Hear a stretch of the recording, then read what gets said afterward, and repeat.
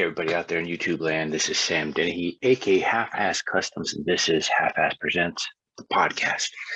Today's special guest, we got Tony and Carmen. They're from the UK. They're car people, just like all of us, and they're also diecast people, like 1/64 scale diecast fans, but I think they like other scales too, possibly. I'm not really sure, but we're going to get all into that in this episode. The neat thing about this couple is they have gone and created themselves a brand, multiple brands. So for one, they created this magazine, Diecast Heroes.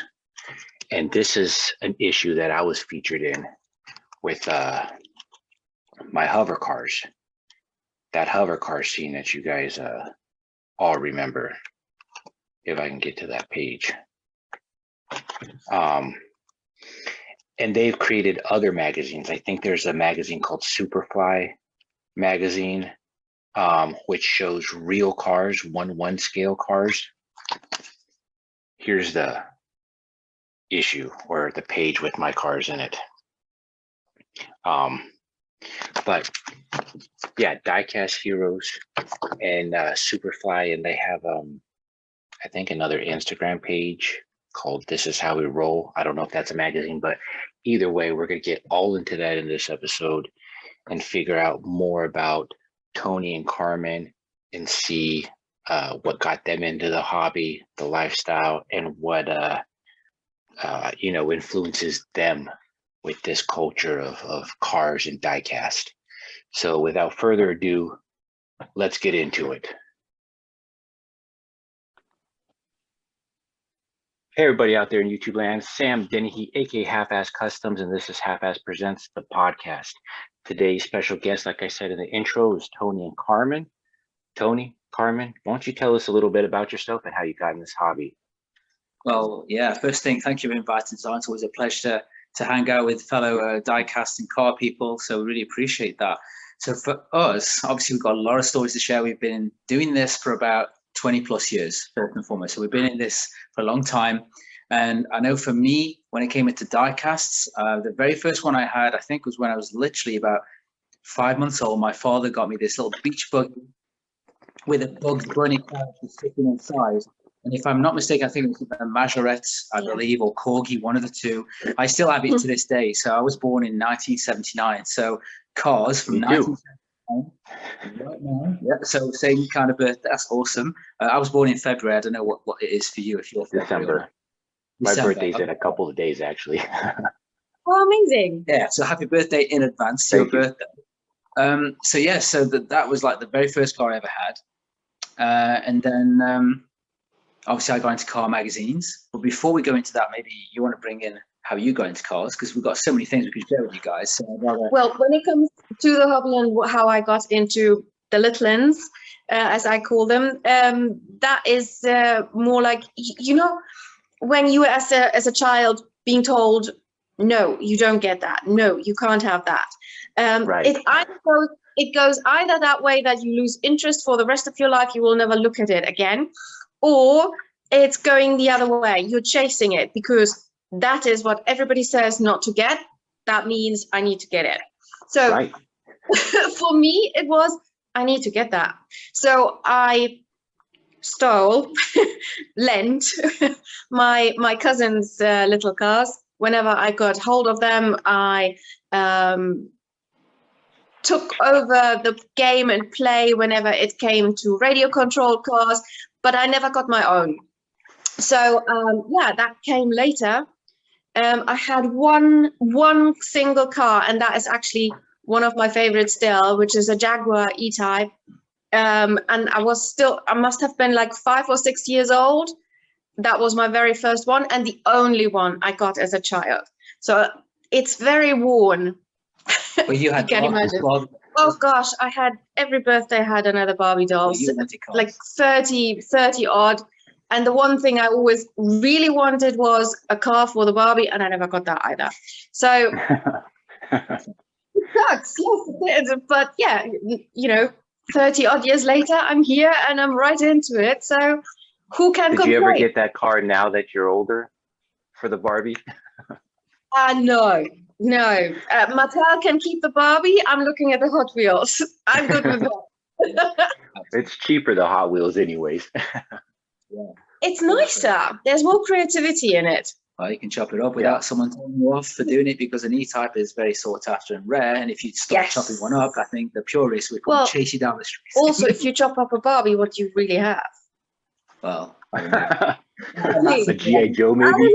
I'm not going to go into it. It could be miserable, but yeah, I'm just envisioning that, and I'm thinking, no, I'd rather look and watch people chop up the 1/64 die-cast and keep it as that. Yeah, no. When it comes to the car culture and everything about cars, the die-cast, the one-to-one scale, it's been all the way through my life. Obviously, we met through the car culture, but for me, it was literally having the posters on the wall, the Countach, the Ferrari Testarossa, playing games like Sega Outrun, and that got me hooked to the car culture even more. Obviously, I did collect die-cast. I think for me, the die-cast were mostly your Corgi and Matchbox, because obviously I'm from England and I was born and raised, I was born and raised obviously in England, and that's what I was into for a long time. And then the Tonka toys came into play, radio control cars. But then it was when I was 16 years old, I had my cousins around one day and they showed me these car magazines, one-to-one scale. And I was like, wow, all customized, every kind of car you can imagine. And I was like, this is so cool. I love this. I've never seen anything like this before.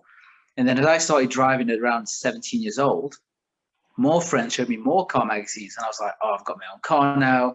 I have to get into this lifestyle. It was all fun. Everyone's hanging out at like the local cruise night.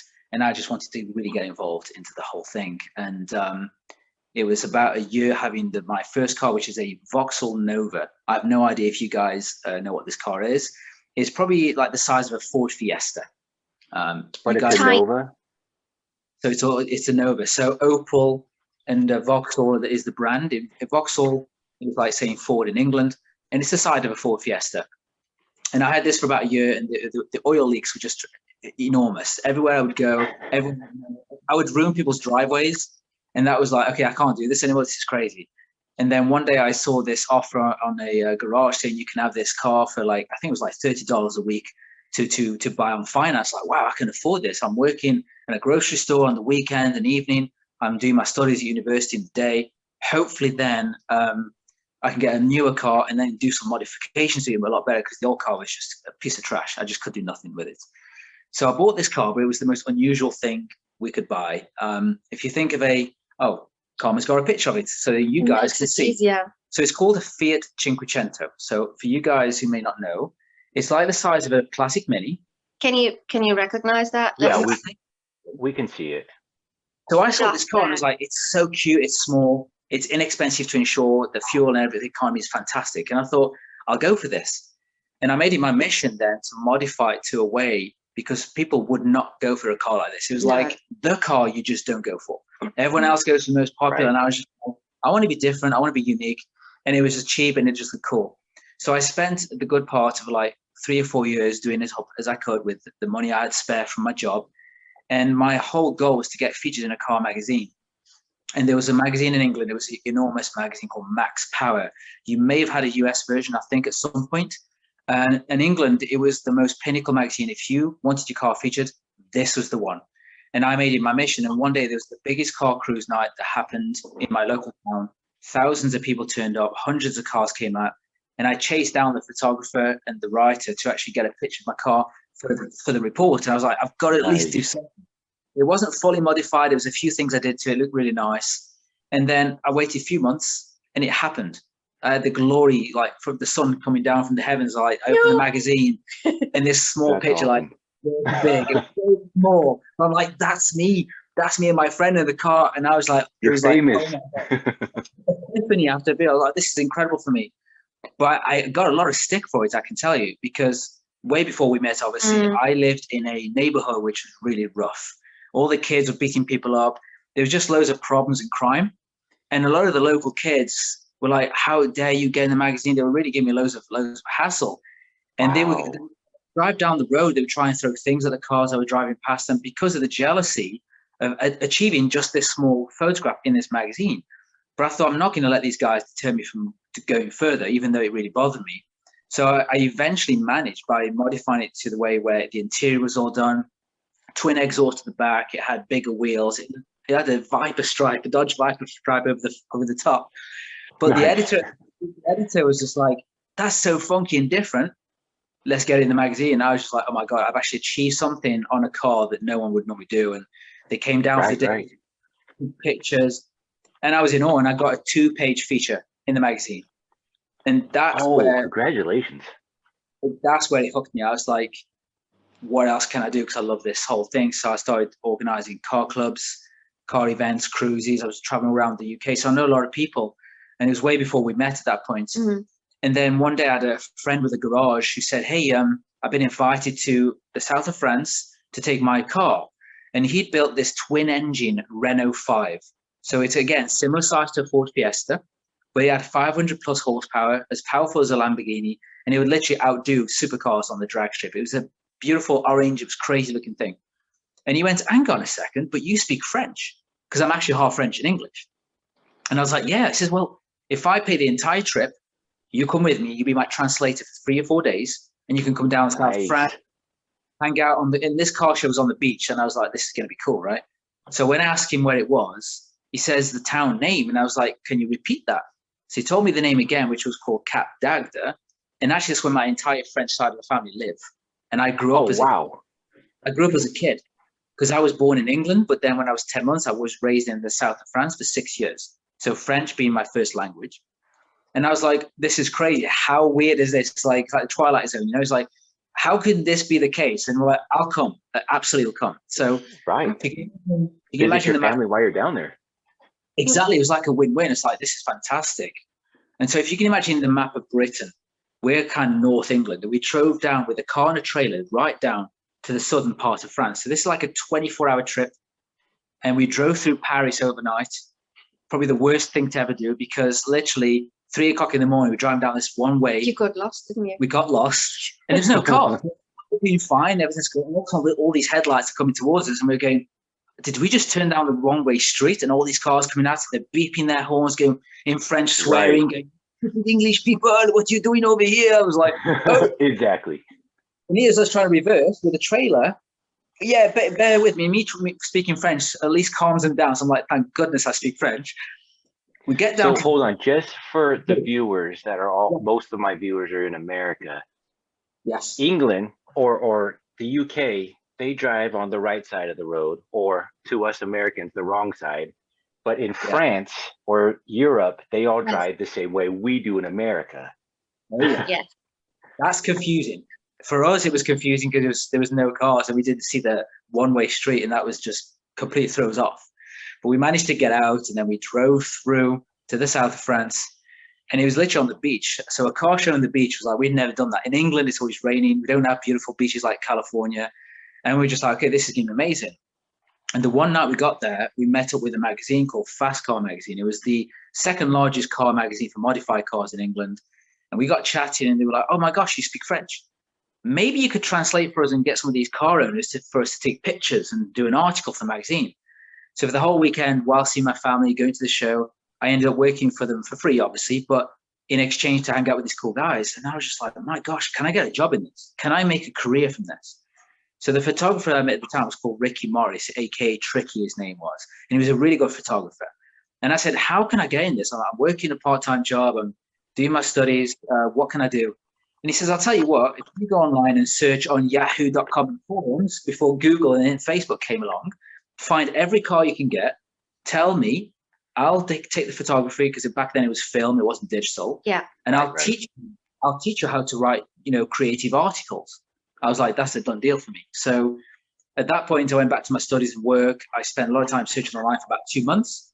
And then I met this guy online in Switzerland. He had 5 beautiful cars, Alfa Romeos, Ford Focus with 500 brake horsepower, 2 Diablo Lamborghinis customized, which I never heard of before. I was like, wow, that's unique. Right. So after a few weeks negotiating, he's like, yeah, no problem. And then the photographer paid for all the trip, he paid for all the flights and everything, and we would split the money once we get paid from the magazine. And that's where I met Carmen. So It's Switzerland. in Switzerland, we flew out there for about 3-4 days. We did a few cars, and the last 2 cars, the Lamborghini Diablos, which is where Carmen was the friend of the owner, and we started speaking half French and English. Yes, because my English back then was nothing as it is right now, to be honest. Yeah. So yeah, I mean, you cut the long story short, I got the love for the cars from my dad. My dad died, however, very young. I left, so I'm originally born and raised in Germany, did my studies in Germany, and 2000 I left Germany and lived for about 1.5 years first in Greece. For whatever reason, you know, when you're trying desperately to move on from something, there's always something that still stays with you. Cars was something that stayed with me. So I ended up always meeting. The first friends I always made somewhere else is car guys, like Tony, like you. That was my scene, my crowd, where I always was gravitating to. So again, in Greece, that is where I ended up. Then I moved over for half a year to Fuerteventura, which is one of the small Canary Islands off the coast of Africa. I thought that was too small, but I managed even there to get into the car scene. So, from there, I moved then to Switzerland, French part of Switzerland, worked and lived there for some time. Again, I got into the car scene, hence a friend of mine had the 2 Lamborghini Diabolos. That's where we met. However, that very same year we met, in January, end of January, I had a massive ski accident, which ripped my right knee pretty much to shreds, and I had 2 operations to get it fixed, more or less. So by the time I met Tony, I actually already had a job interview done and my job placement to move over to England, because that was the only country I could think of at that moment in time that was flat enough for me not to be tempted to get up any mountains. So yeah, right. So before I met him, I already had everything to go to England. And this time around, before I even got to England, I'm already into cars again. So it's gonna go with you wherever you go. So it doesn't matter wherever I go, it's just sticking to me, and I have nothing against that. I feel so, you know what, for me, I always think back, what is it that keeps me in that scene? What is it that you know, gravitates me, apart from the love for cars myself as well? And I always figure it's the creativity in people that makes me gravitate to it. There is something that feels home when you have creative minds, because a creative thinker is a solution-orientated thinker. They want to get things done. They want to make it their own at the very same time. And I feel that is what makes me gravitate more and more myself to it as well, because I know, yes, my father gave a hell of a lot, starting from you know, knowing the cars as a woman, not just by color but also by brand, to right down to, you know, knowing Dean Moon and Salt Flat Racing, and he was right into that. Although he was German and he didn't understand a word of English, he loved it. Well, the cars. He was raised in the eastern part of Germany. So before the wall fell, he escaped. Actually, he ran. That's a story for another day. But he learned Russian in school and not English like everybody else on the Western side. So for him, English was absolutely alien. He never got into it. Speak with him Russian, of course, he would have been able to, but not English. So for him to love all of that and still stick to it so much and be interested in everything and digging out, you know, all the articles he could find anywhere that have been ever translated, it was quite fascinating, actually. But it was his passion, and I did love it just as much because he took me with him. Wherever he went, he took me with him. Whether that was into the next garage down the road because he needed his car fixed, or whether that was just sitting and tinkering in his own garage, or changing tires over for the winter, because that's law in Germany, you have to change to winter tires. And so I was always there. So I always Right. had them with me. It's like whatever you're raised with, you stick to, because it's just familiar, and that's what it is. So yeah. But all that being said, once I was over, you moved actually to London whilst I had my job there already, because that is where you got your job then, didn't you? Yeah, thankfully, because of these assignments I would do with this photographer where we met for the first time, I think I managed to do a few more assignments on a freelance basis with the photographer. And then he just said one day, there's a position going in this magazine, Fast Car. I'm going to put you forward because I'm working with you. We can do a tag team still. You get a full-time job. And, you know, I know you want this. So they asked me to go down for a 2-week trial, hang out with the team. Let's see if you can transition from a hobbyist type of position to full-on working as a career. So I went down for 2 weeks. And I remember we were working on an assignment where we were creating this kind of, it's called the Modifying Bible. It's like this really thick annual with all the kind of modification parts, just so you can, like, instead of looking on the internet, you can just go flick through the book and go, I can buy these wheels, this body kit. And then through that time, there was an event happening in Switzerland, a car show, where Carmen was still there. So I was saying to the editor, any chance you can fly me over? So the photographer said, look, I can't come with you, but here's the camera. I'm going to set it exactly with the settings. Don't mess with them. It's going to be sunny. I know it's going to be fine, because I ain't got a clue what I'm doing. And because it's not digital, it's still film. Yeah, so I was like, okay, just point and click. Just don't do anything else and you'll be fine. So I flew over. We spent a few days together at the show. It was great. That's where we really connected before Carmen moved to London. I came back to the office and they were like, wow, these shots are actually better than the photographers. But Oh, geez. don't tell him. I was like, we've just got a great relationship. I don't want to, piss him off, excuse my language. But it was cool. And I was like, okay, so I seem to have an eye for photography. Great. And then after that 2-week trial, they were like, they want you. So, it was between me and I think it was a girl for the position, which I thought, wow, that's amazing. They've actually allowed a girl to go right to the last 2 people. But he pushed for me because he went, look, guys, he's got 2 languages. He knows people all over the place. He's the kind of guy you want to get involved with. Just teach him the ropes and you've got the right person. So for me, I was grateful because at the time I was just finishing my university studies in business management and I needed to get out of the rough neighborhood I lived in. I went to get a job and I went to university to better myself. But this neighborhood was just going down and down and down. And I had a sick mother for 20 odd years with brain cancer. So there was kind of like this motion of, I've got the job. I want to leave this bad neighborhood, but I don't want to leave my mother behind. And that was like a tough pill to swallow for me, but I knew she wouldn't allow me to stay. So I packed everything I had. And prior to going down, I went down with a friend because I found this little room in a 5-bedroom house share. Really not expensive because London's really expensive. So, it is. And the salary I was on isn't a lot. Back then, people thought we were working on this magazine being paid so much money, but it was crazy. When I first started, you got 14,000, I think. I think it's like $16,000-$17,000 equivalent to per year, which isn't that great, really.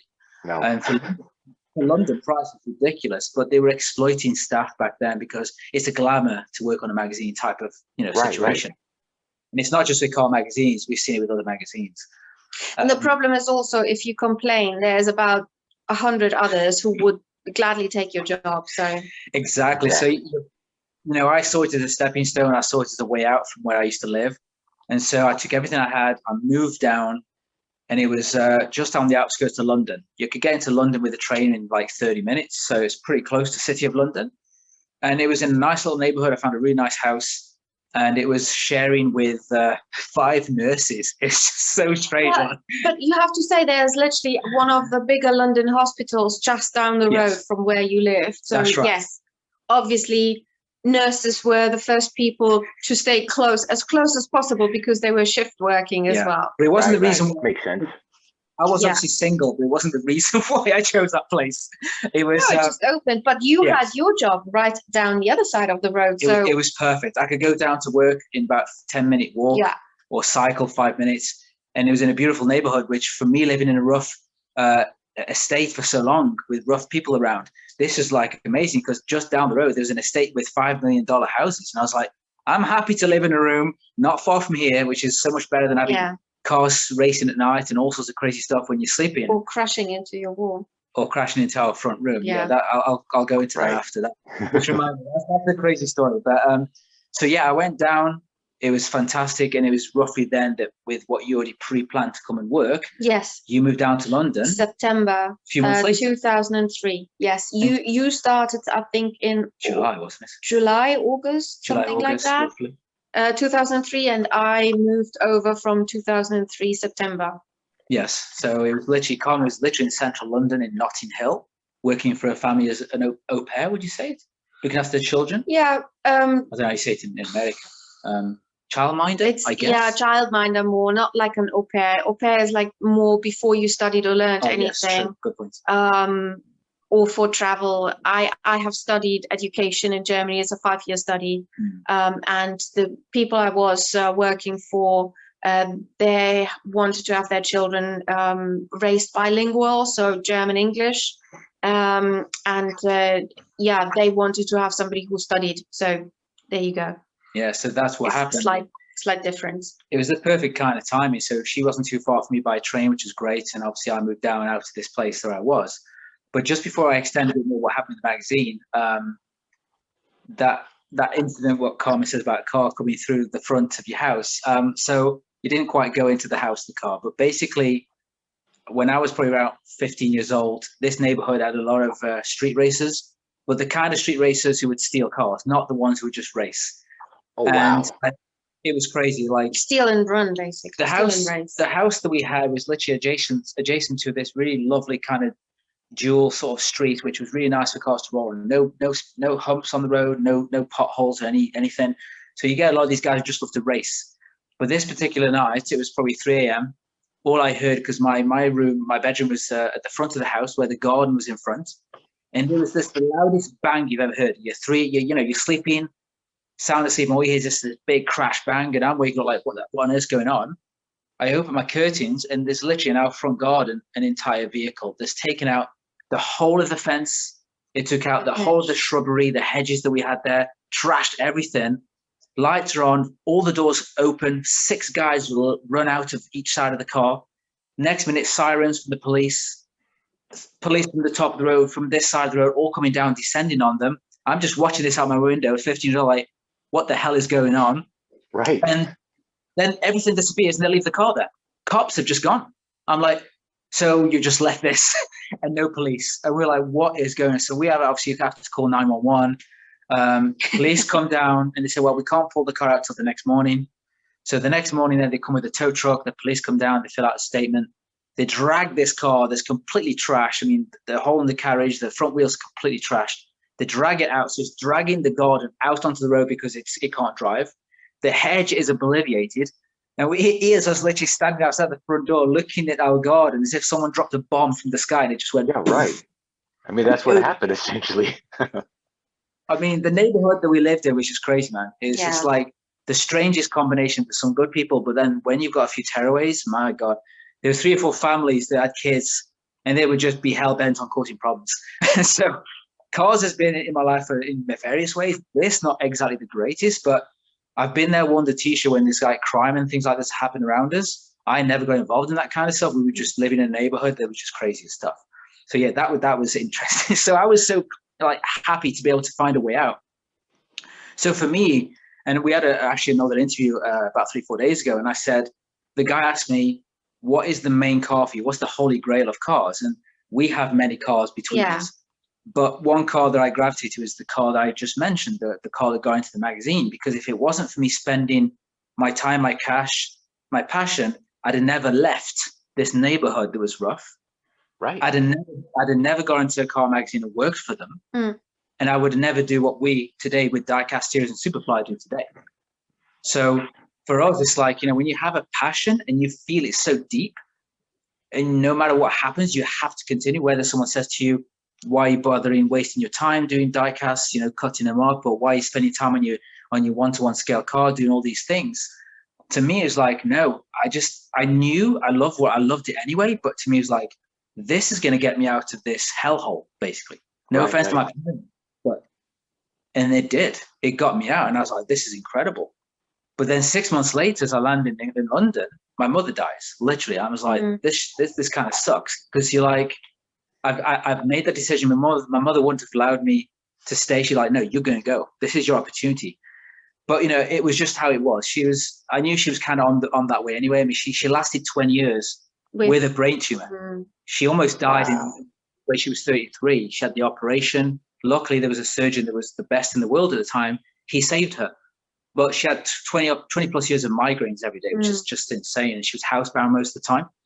So for her, personally, knowing as well from my grandfather how he stuck to life, and my grandmother for as long as it was needed for the children. Yeah. I think she really stuck around for you and your sister for as long as she saw that was needed. And once she knew both of you safe, very much, she was able to let go. And she's right. And it's really harsh when you think about it that way, but in a way, a relief as well for you. I know. Yeah, that it was a relief, because she suffered too much, and she knew how much I was passionate about cars. And she was like, no, if you can get out of this and find that passion and keep it going, then she was all in for that. As long as you're happy, then she felt she can go now, happy and safe. Exactly. So, and now she's not in any more pain. Absolutely, because we're spiritual people, and we understand there's more than here. So for us, it's like she's no pain. She's somewhere better now, which is great. So we saw it that way. But it was a very it's difficult. Whenever you lose anybody, it's difficult. But I coped as best I could, and I literally plowed myself into this work. I probably plowed out myself too much into it, because I wanted to prove myself, and I was doing so many things. I was going to cruises literally every weekend, traveling up and down the country, reporting. I used to be what we call a consumer writer. So I'd write about car parts, lifestyle products, whether it be Hot Wheels, whether it be music, fashion, video games. That was my main thing. But then I would find cars from England, Europe, go out there and obviously translate, do the job I was doing with the photographer before. So I had many hats. So at the magazine, it got me to understand the entire industry. I worked on every aspect of the magazine, so I knew a lot. And within 2 years, people were saying, you should be the editor of that magazine. You really should do. And I was like, whoa, this is not what I was, going for. But for me, it was predominantly just do my work best I can. It's my passion. Let's just go for it. And then it was at the time then that I was having run-ins with my editor. You could see that I was doing really well, but it's at the point where he's the kind of, unfortunately, a short-minded individual who only thought about himself instead of nurturing his staff around him. So he saw me as a threat, because I was doing so much before. People like me. I was getting on with people. That's just me. You see, what you get with me is what you get. And I had a lot of run-ins, and in the end, I was like, I may have to think what we're going to do here. The magazine then gets bought out by another publishing house far bigger. We get moved from London to the west side of England. It was so far away from where we were, and Carmen had to stay in London. I had to, sort of work there for a few months on the west side. And then I said to Carmen, I think, I'm going to quit. Despite all the connections we have worldwide, I'm going to quit because something doesn't feel right. And if you get a job in this town, we'll be lucky if we make good money. So I reluctantly decided to hand in my notice and said, let's just see what happens. All these people I met around the world, I've got them as friends. I've got their contacts. I'm just going to reach out. I'm going to take all my contacts with me. Screw these guys. I don't care anymore. The magazine was great, but this guy was a douchebag. And for me, he ruined a lot of people's lives for no reason, just because of his ego. And I'm not going to stand for that stuff. You're not going to ruin our relationship. You're not going to ruin our career. Oh, he tried a lot. Because he tried. So that's why we left that magazine. And then I think for about a year, we just decided to step back from the whole industry because it was just too much. But it never left us because we still loved it. And people kept coming to us. People at one point from Germany, from France as well, Belgium, were coming to us and saying, hey, guys, we notice you're neither of you is working in the industry. Is there any chance you can translate? Can you bridge the the gap somehow, the language barrier? And we're like, yeah, sure. So it kind of slowly dawned on us. Hang on, we can make that somehow different than actually working for a magazine or working behind the scenes or working for a cruise or an event or something like that, like the one-offs, the projects you can do. We can do that longer. But for that, we needed a camera. And like so it literally went back and forth, back and forth. How do we do this? How do we do this? In the beginning, we tried to work with a photographer, and so he's photographing, we are translating, depending if it's German or if it's French. But that kind of went two ways in the end, because he got more and more busy and couldn't work with us anymore. The dates never worked out in between what we could do and what he could do. And so we ended up saying, well, okay, well, maybe broken heart, we are selling your car at the time. Yeah, because to add to that, when we were doing now and again freelance projects with some magazines, and there was one magazine that took me out, just myself, because Colin was working, to Switzerland again, ironically. There's something there with Switzerland, I swear. To a company that were like a college that were helping kids to build cars, teaching them how to do and build cars. And they built this literal Citroen. It's a lot smaller than Mini. It's called the C1. It was wild. It was wide body kits, gull wing doors. So this magazine said, obviously being French, go out with a photographer. Yeah, so a Citroen C1. It's a bit smaller than Mini. Let me see if I can find it. Try and find it. S Citroen C1. So I know what the standard Citroen looks like, or so maybe from the older days, from like the 70s and 80s. I don't know. It's really small. It's like almost round, bubbly kind of shape. Really mini, about the size of the one I had. But gull wing doors that come up, extreme wide body, and I think they had a motorbike engine, Hayabusa, I think, in the rear. So it's pretty wide. Let me see. Oh yeah, this is it. I don't know if it works that way. It's such a cool vehicle. I know you have to see about I have to do it this way. Can you see that? Go closer. So it's this. This thing is wild. It was really, and for the time we were in, that was really. Yeah, this thing's so cool. Yeah. And those pictures are actually the pictures the photographer took when I was there. And it was that Citroen back then. It was like one of the very few that came out that someone had done such an extreme modification to it. So I went out with this guy, and we had this kind of how can I describe it? It's like a quarry pit where you dig out sand. You got all the big Tonka trucks, yellow, digging out, and you got these molehills of sand. So the location was amazing, blue skies you saw. So we're taking all these pictures. And back then, I've got this BlackBerry cell phone, and I'm trying to take some good shot to this. And then the photographer's like, I went to check this shot, and he's like, that's better than my picture. And I was like, oh, okay. Yeah. I didn't think much of it. But on a BlackBerry phone too. Yeah, exactly. Like, I think 2 megapixel quality image. So you blow it up this big if you can. So Carmen said, well, look, those guys are telling you, they're photographers saying that your pictures are good. So maybe we can get a camera. Why don't we teach ourselves photography? So we reluctantly, like Carmen said, sold the car I had, the little Fiat. The camera, I have to say, that was very, very much in the beginning of digital cameras. And they were expensive, like hellfire. I think we paid something ridiculous, like 10,000 to 11 or 12,000 pounds for it. So probably like 12,000. It was 12,000. And that wasn't even much. It was the camera. It was hang on. 2 lenses. But hang on, it was split in 2 because we bought, the camera body, 2 lenses, a tripod, and 1 flashlight. That was the beginning. But I think that was about $5,000-6,000 at the time. No, that was more than that. But that's because after we then bought the extras, which then added up to about 12,000, the lenses and that. That's what. No, I mean that was £6,000, so it's like seven to and a half, to $8,000, something like that. That's what we started with. So we sold our customized car, the little Fiat, for about. I think we made a bit more profit, so we managed to obviously buy the equipment with the car. And I had the car then for about 10 years, so I had this car for a long time. The car was sold to Scotland. So it went from London to Scotland, and the lady drove it actually. 700. Oh, wow. We were sitting at home like, please hold together. She flew down and then drove back. Oh my God, was, and then the car, just adds to that, it then survived another 15, 20 years, if I'm not mistaken, on the road with 2 or 3 other owners. So the car lasted a heavily long time. So awesome. It was quite crazy. And we saw it at shows. It was like, that's crazy. It's still there. Next time, it's with somebody else. And now the last person is literally, I think it can't go anywhere anymore. It's like definitely for the scrapyard. It's the junkyard. It's all good to go. So we bought the equipment and we were like, how on earth do we compete with photographers who've been doing this for 20 years? And there was a lot of great guys back then, $20,000 of equipment, got the big lenses, cameras. And we're like, okay, here's what we're going to do. We're going to use the elements. So sunshine, blue skies, nighttime lighting in car parks, tripod, long exposure.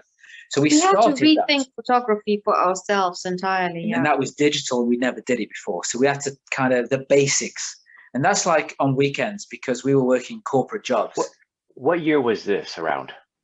Around 2007-ish.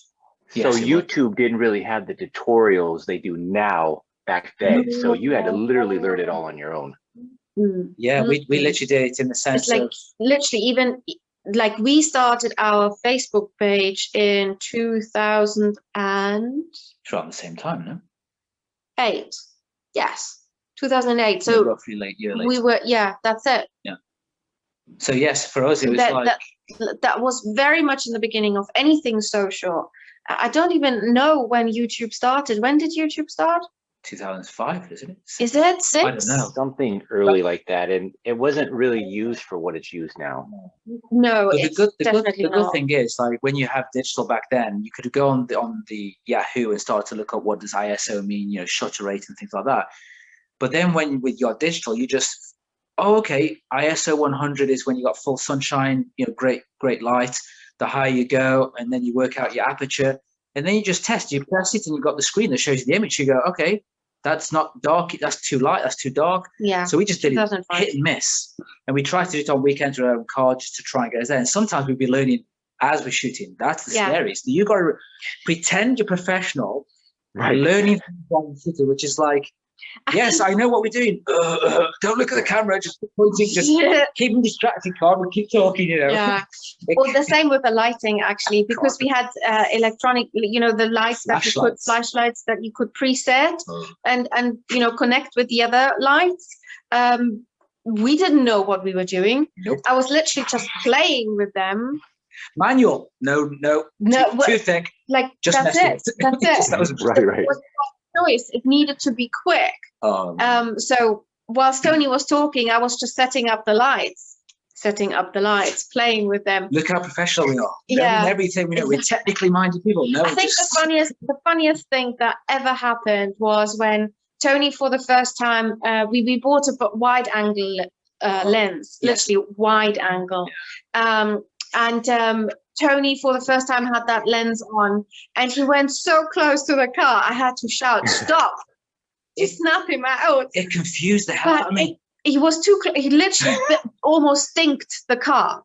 So if you imagine you're looking at a car, and you see it there in the distance that your eye can project, and then someone puts this thing in front of you, which then all of a sudden you think the car's still there, but it's now 2 miles away.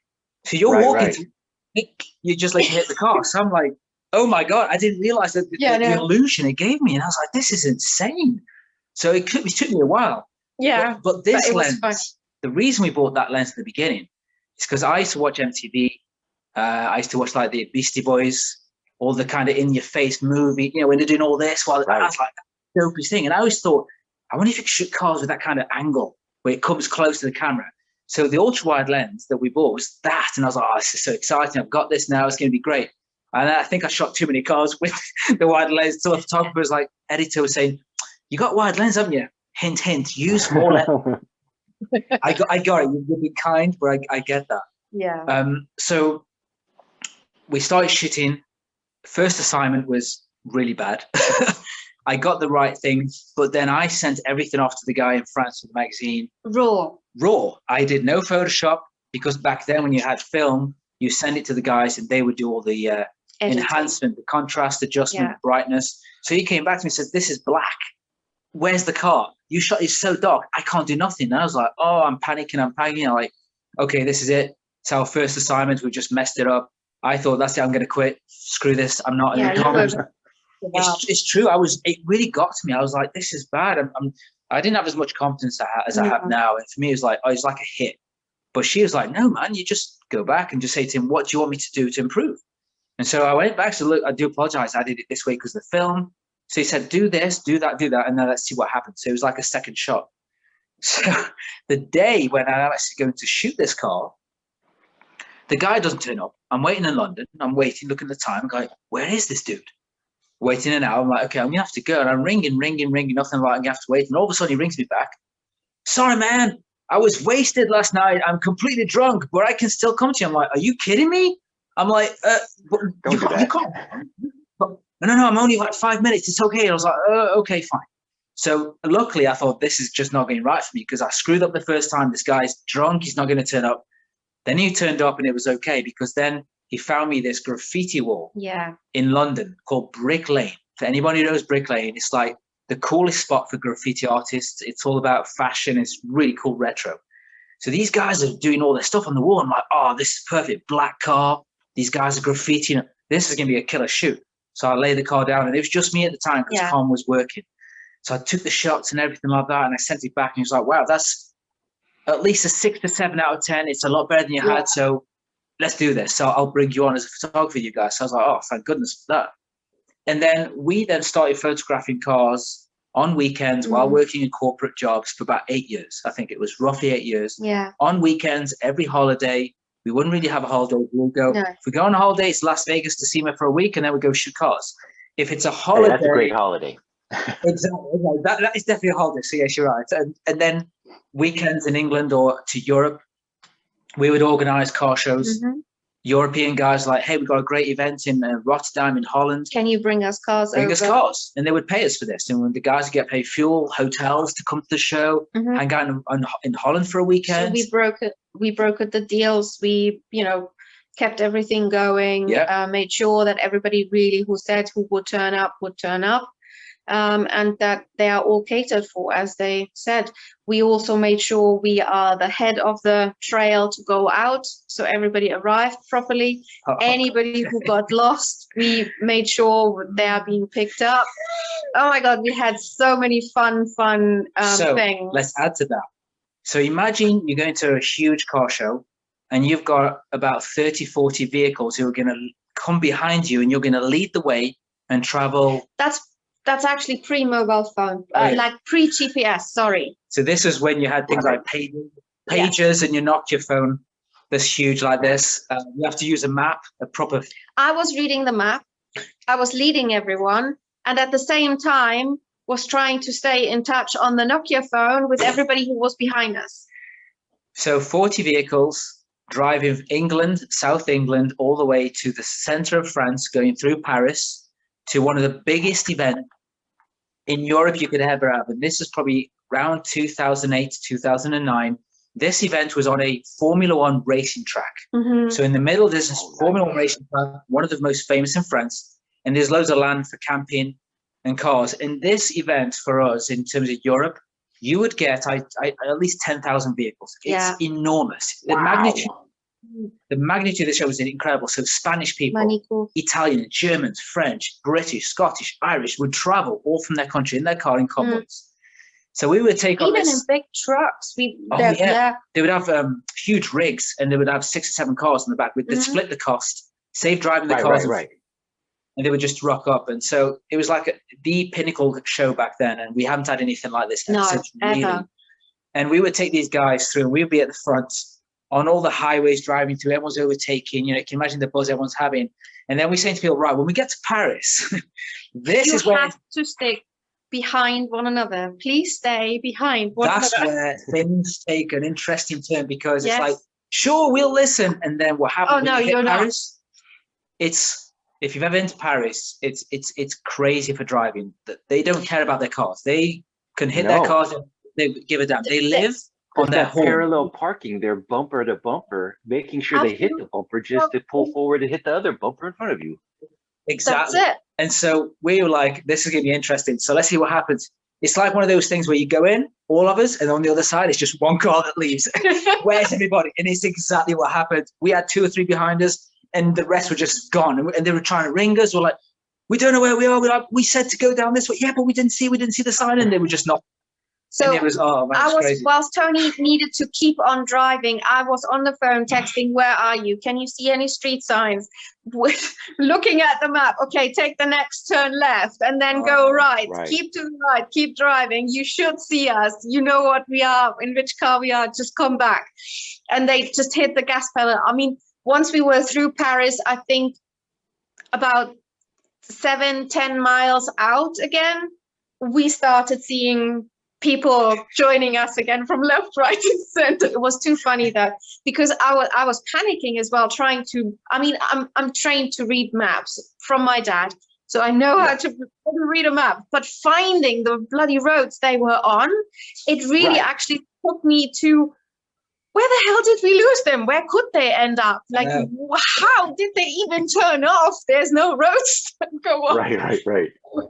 It's like, I don't know. I know there was one Scottish guy with us who ended up on the other side of Paris. Hell knows how. He was an interesting chap.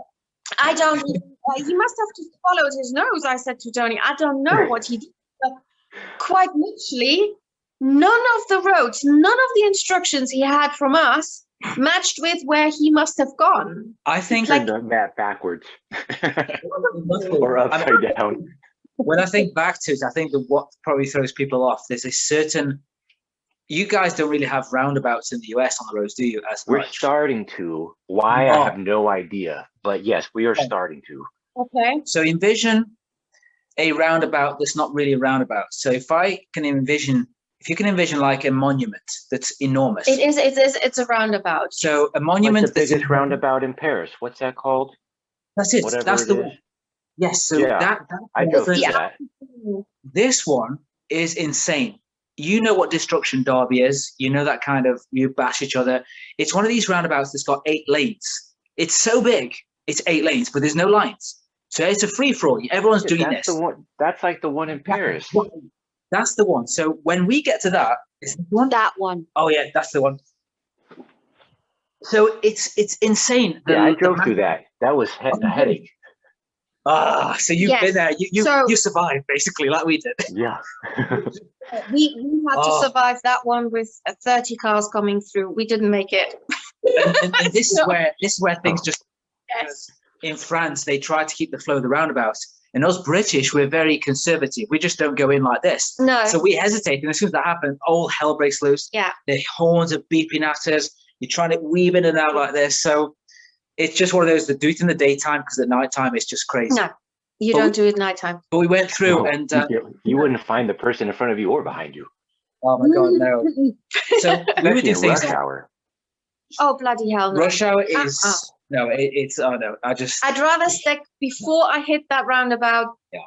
An hour, 2 hours. I'll stay on the road if I have to. Exactly. But I'm not going through that. No. But these were fun times, man. It was fun. This was like at the point where everyone was just going out and having fun. We were meeting with other cultures from like Holland or Belgium or Germany, wherever we used to go, France. And then we'd eat at night together. We'd go to some really cool restaurant, have some beers, and it'd be just that whole engagement and interaction, which is so freaking cool. It was. And we would do a lot of these on literally weekends when the shows would happen, whilst going around and photographing cars, mostly in the UK. But then when we would have something in Germany or France, we'd then go, okay, on a 3 or 4 day, we'll take a Friday off work, take a Monday off work, and do a 4-day weekend. We fly out to France, Belgium, or drive over, because it's not far to drive to these countries from the UK. And we would just consistently do that. 3-4 hours. Exactly. Not much, including the ferry or the tunnel. That's it. From UK. And we just loved it. It was a buzz for us, because we came from the culture. And how exciting that instead of doing your corporate job and just doing nothing at the weekend, we would just go and shoot cars. And people were like, that's what you do on weekends? I'm like, yeah, but you don't understand. We traveled over to Belgium. We hung out in some cool town, went to some really cool bars where they sell some really good alcohol, never seen before. Shots that are like liqueurs of chocolate, toffee flavor. Then you're having barbecue ribs in this kind of restaurant, which is looking like a library in an old mansion inside. It's actually all you can eat. Oh, yeah. All you can eat ribs, jacket potato on the side with this special curry butter. Oh, my God. It was to die for. And it was amazing. And we would have these weekends where we'd come back Monday going, this sucks. Going back to the office. Like, can we just do this full time? You know, because it was just so much fun to be with people and have these experiences of cars, culture, and just eating great food, having great conversation. So we always did this. And actually, I'll give you another story of when one night it was a little bit scary coming back from one of these events. Oh my God, yes. This was Belgium. We left the show. It was dark at night, and we were driving back a good 4 hours to get to a ferry, so a boat that takes us on the English Channel from France to England. And I sat in one car, Carmen sat in another car, and we were all driving. Everything was cool. At one point again, but you have to say as well, it was hammering down. It was really coming down. Which one are you thinking of? The wipers, or are you thinking of the airbags? Oh, which one are you thinking of? Right, the airbags. Okay. So we'll come to that. Okay. Just fun stories, because at the time you had like two a heart different attack. words, yes. So this one was dark at night. We all about 8 or 9 cars. We're driving past, and all of a sudden we kind of didn't see this fork in the road, and we split. So some went that way, some went this way, and I saw Carmen going to the right. I'm like, oh shoot, we'll have to somehow get back together. Yeah. She then calls me and going, you need to come find us. The airbag in the car just popped, and we're doing 80 miles an hour. Yeah. He saved the car. We're so lucky that we didn't crash. Thank goodness he could handle the vehicle. But we're on the side of the road. We can't move. The car is literally, it's on the floor. Oh my God. So we're trying to scramble where the hell she is. And it took us at least half an hour to get round, because it was like no exits. Like come back around. So all the cars, because luckily. Well, none of us as well spoke French. You did. Okay, I'm the only one who speaks French. I was like, we can't speak to anybody. No gas stations. No. Pitch black. Luckily the guys were with us. No street lights. And luckily the guys with us knew what they were doing. So we had to call everybody saying, right, this is the location. Just find your way there. Wherever you guys are now, just find your way there. So all the guys turned up, and there was no street lights. We parked where they were parked, were literally adjacent to, luckily, if I remember right, some kind of house bricks. Someone was having a house made. Yeah. It was bricks. So we managed with a bit of wood to jack the vehicle up. And the guy was very good at airbags. He knew what he was doing at the time.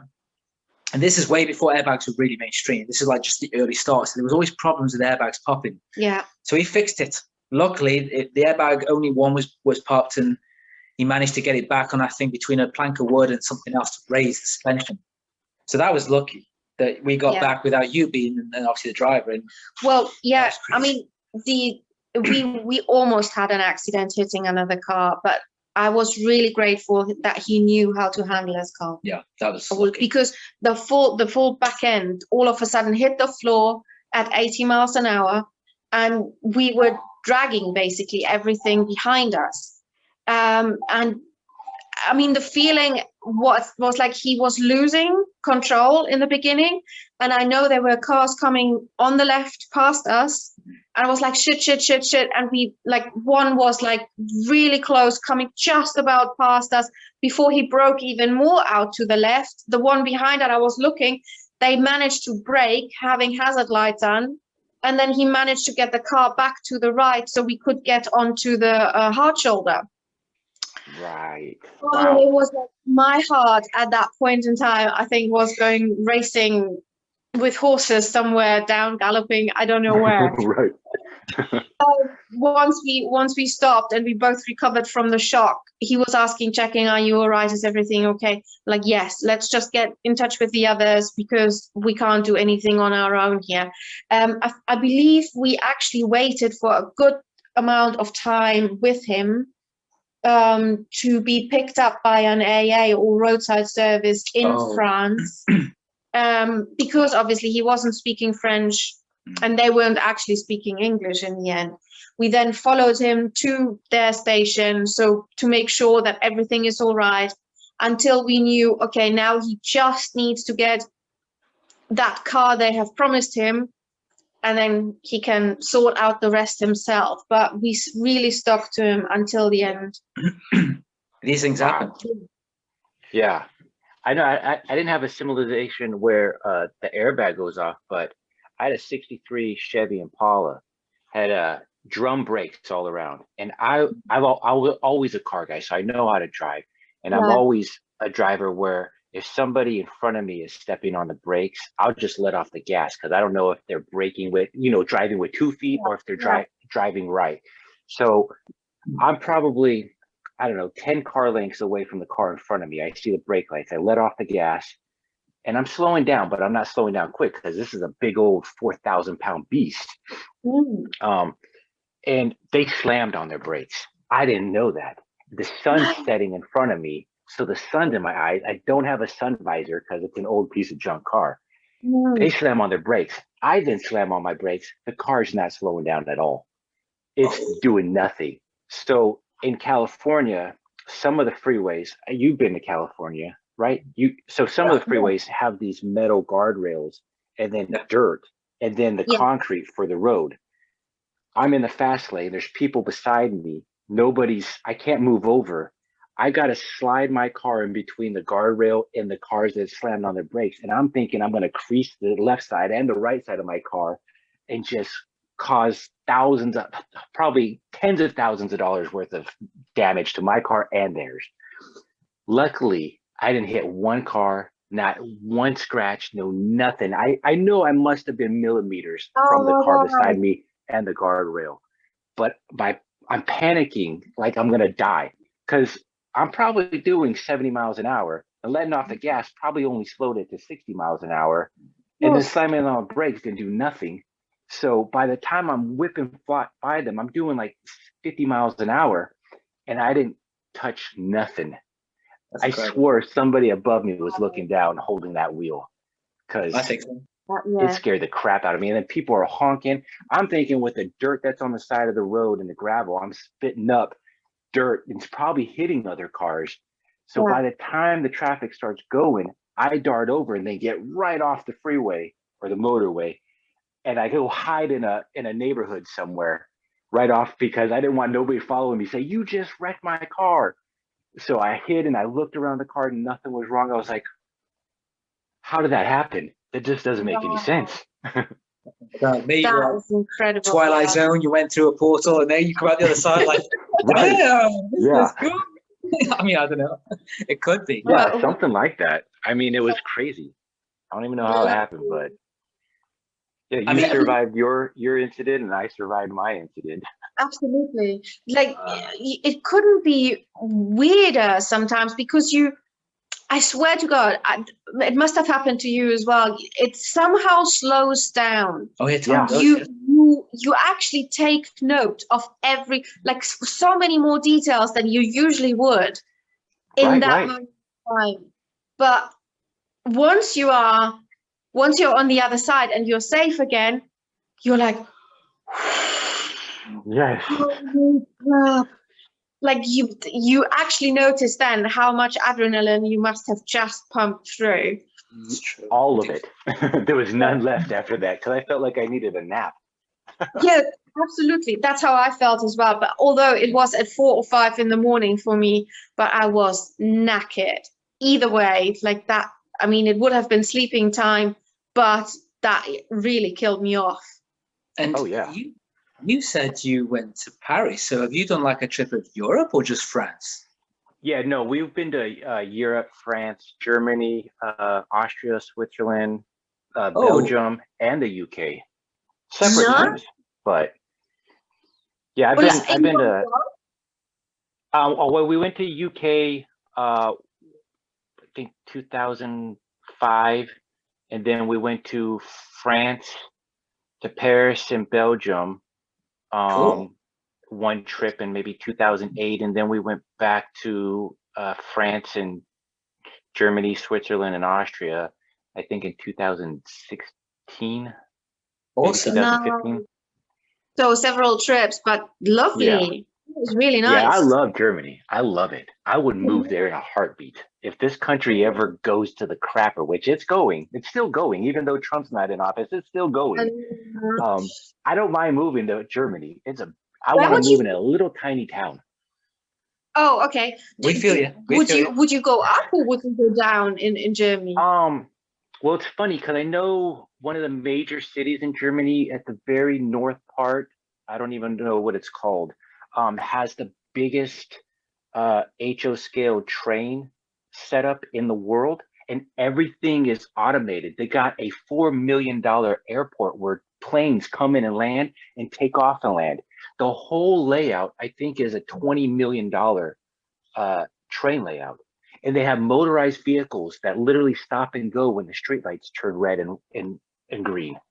And they have people chucking wood out there, and they have I think 7 or 8, maybe 10 different countries all in that one layout. That's crazy. And Wow. so that would be neat just to go up there, because not only do I model in 1/64 scale, I do 1/25 scale, 1/24 scale, and I do that HO scale. I've got the world's biggest collection of hot rods, rat rods, lowriders, and customs in that 187 HO scale. Cool. Huh. I'm So gonna look. I dabble in different scales because I kind of get bored after a Sure. while. Like I go so far with one scale and I'm like, all right, I need a break. And so I jump into another scale. But when I jump into those scales, I deep dive. Like I was doing a 1/64 scale back in the early 2000, well, no, the early 2010s, like 2009 to 2000, I think maybe 14, 2014. And then I got burnt out in that. I was like, I need to do something I haven't done. And then I jumped into the 187 scale HO scale. And that's half the size of a Hot Wheel. So imagine building a lowrider fully detailed with the custom paint and the, say, like a tilted front clip with the hoods that open and the doors that open, the trunk. You know, like I don't know if you're aware of the local 64 famous Impala. It's it won like world's greatest lowrider 4 years in a row or something. It's Awesome. a very wild, radical lowrider. It's got the whole front end. Like say this is the car, and the whole Yes. front end lifts up suicide. So you see the Yeah. whole exposed motor, and then the hood opens up normal. The trunk opens up suicide, and then the Yes. doors are suicide. That's freaking And it's awesome. yeah, I built that in HO scale.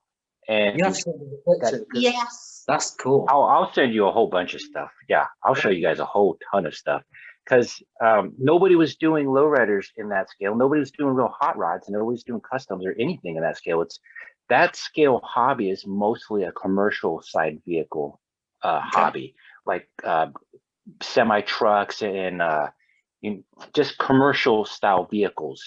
You know, not really passenger vehicles, not hot rods, and then that stuff. So I took the skills from the 1/25 scale and the 1/64 scale and transferred it to that scale. And it still hasn't really caught on. There's a few people that like it, but I mean, the scale is so small and the parts, you have to hunt and hunt and hunt for parts back then. Now with 3D printing, it's getting a lot better. Game changing. 3D printing is really game changing. Definitely. We came across that.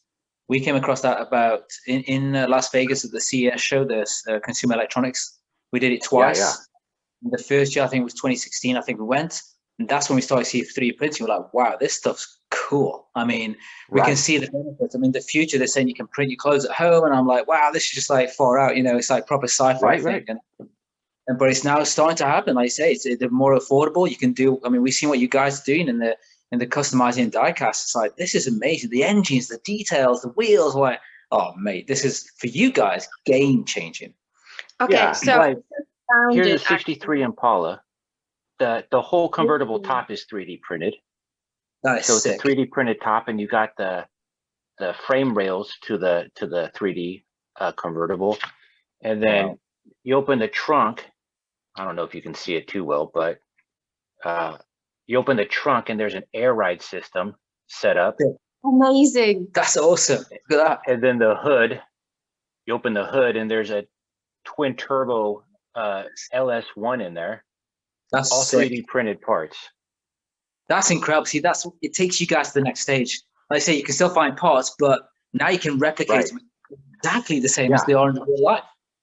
That looks exactly. cool, by the way. That looks really cool. You know, it's cool that you're showing some of these, because next year for one of the Diecast Heroes, when we're going to do a kind of a West Coast special. So it's been on the cards. So I'm looking forward to what low riders and all sorts are going to come out when we say about this one. But that's not so yet. in this one, this is kind of like that car I was telling you. This is just a 62 Impala version. So that local 64. So the whole front clip opened up like this. And I built this same kind of car in the 187 scale. So the hood opens suicide, and the batteries and pumps in there are 3D printed. Crazy. That's so cool, man. Love that. Do you ever show those to Armando Flores, who does all the 124 scale low riders? Yeah, in fact, I asked him to give me, because he built the 125th scale local 64. And it's the most detailed and best model car build of that car anybody's ever done. So I asked them to send me a whole bunch of pictures of it so I can replicate it in that 187 scale. And that 187 scale is literally, you take this car and it only comes up to the back door. Yeah. That's how small the whole car is. So Wow. it's a very tiny car. And I told him to send me all the pics he could of it, because the real car, there's not all those pics online of.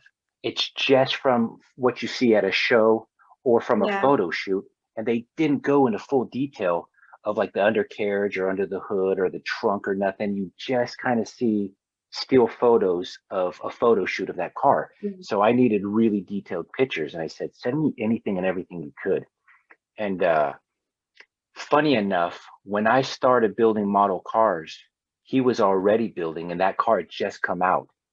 And I said, that is who I want to be when I grow up, is I want to be as good as him. I'm still nowhere near as good as him, but I can manipulate the smaller cars to look as good as his bigger cars. Gotcha. But I think he has done that now for something like 30 years. Yeah. I started, so I'm 41, you're 41. You're 42, I'm going on 42. I started back when I was 9 building model cars. So I've been in it for 30 years too, and been in the cars even longer, because in Southern California, I don't live there no more, but where I grew up in Southern California, there's a car show every single weekend all year round because the weather's perfect.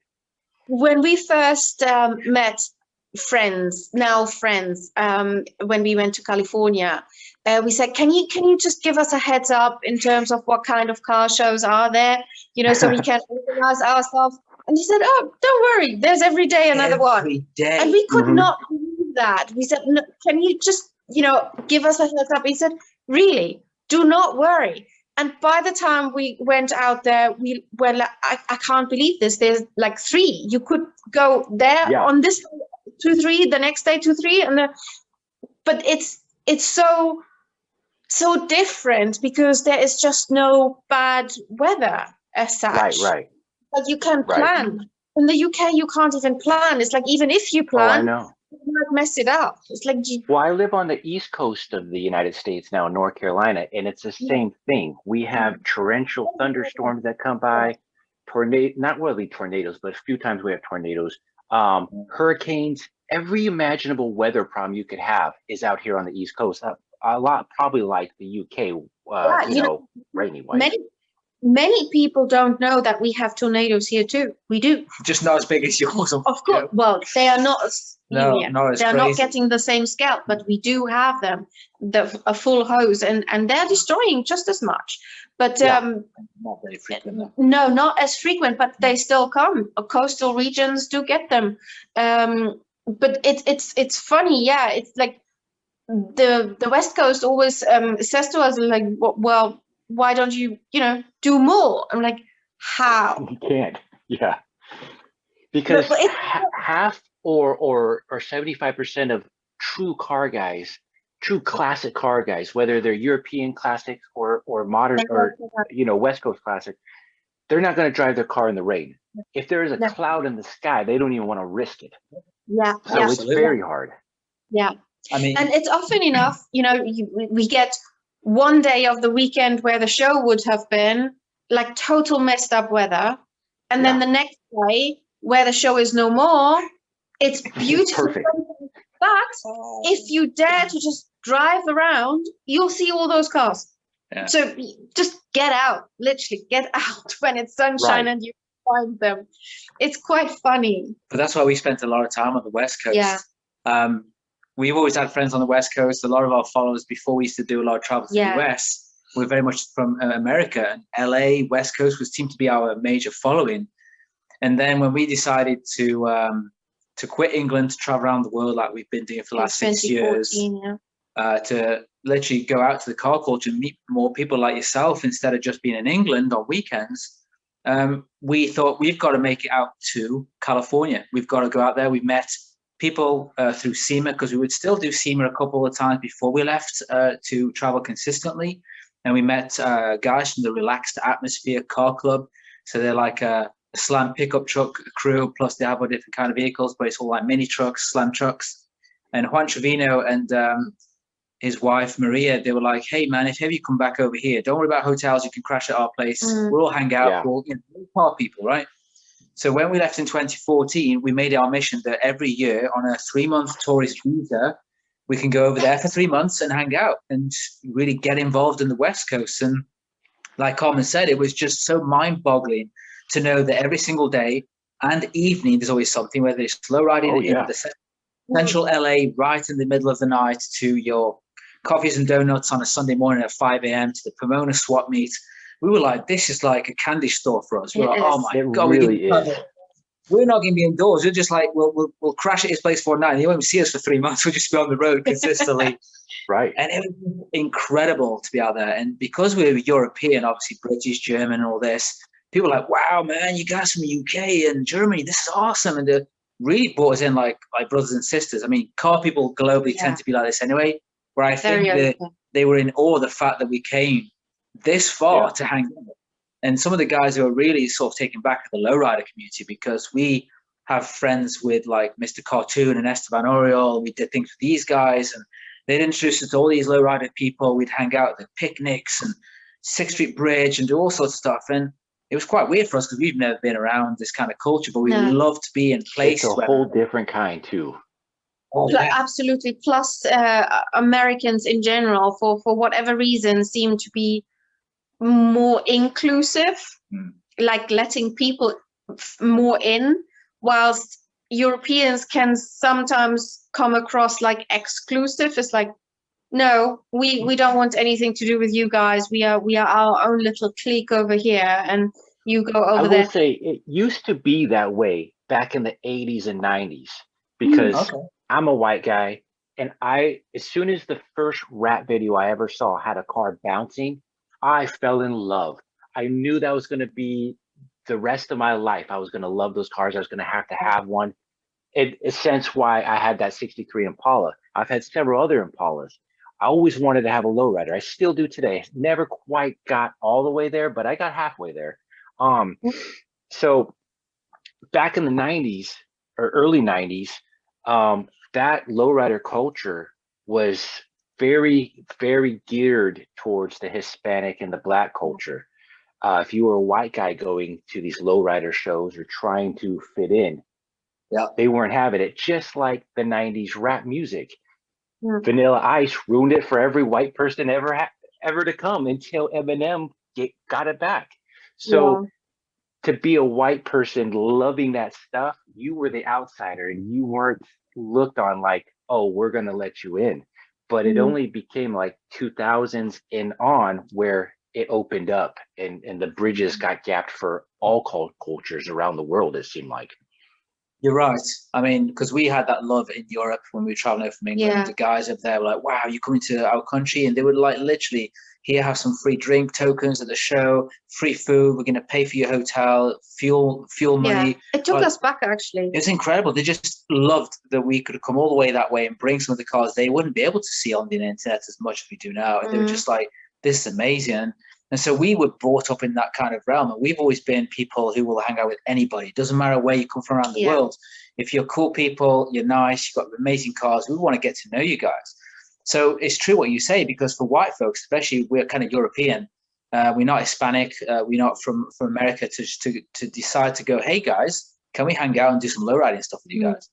And we do that, and we go street racing with them. And then we showcase videos and we talk to them about, what's it like to be in your culture, to then put a video on YouTube, and people come back and go, finally, people are sharing the culture from the true side, not from all the videos or the related things. And we're at some point, Cartoon and his guys saying, you're the guys now who are actually bringing the culture closer, sharing what we do over here in America to Europe. And we're like, that's cool, because part of the Superfly was to connect cultures. Doesn't matter which side, if you're a rat rider, a hot rider, or a low rider guy, if we show the best, the coolest people, then I'm sure collectively you can hang out in a bar and have a good time, even though your cars are different. Oh, yeah.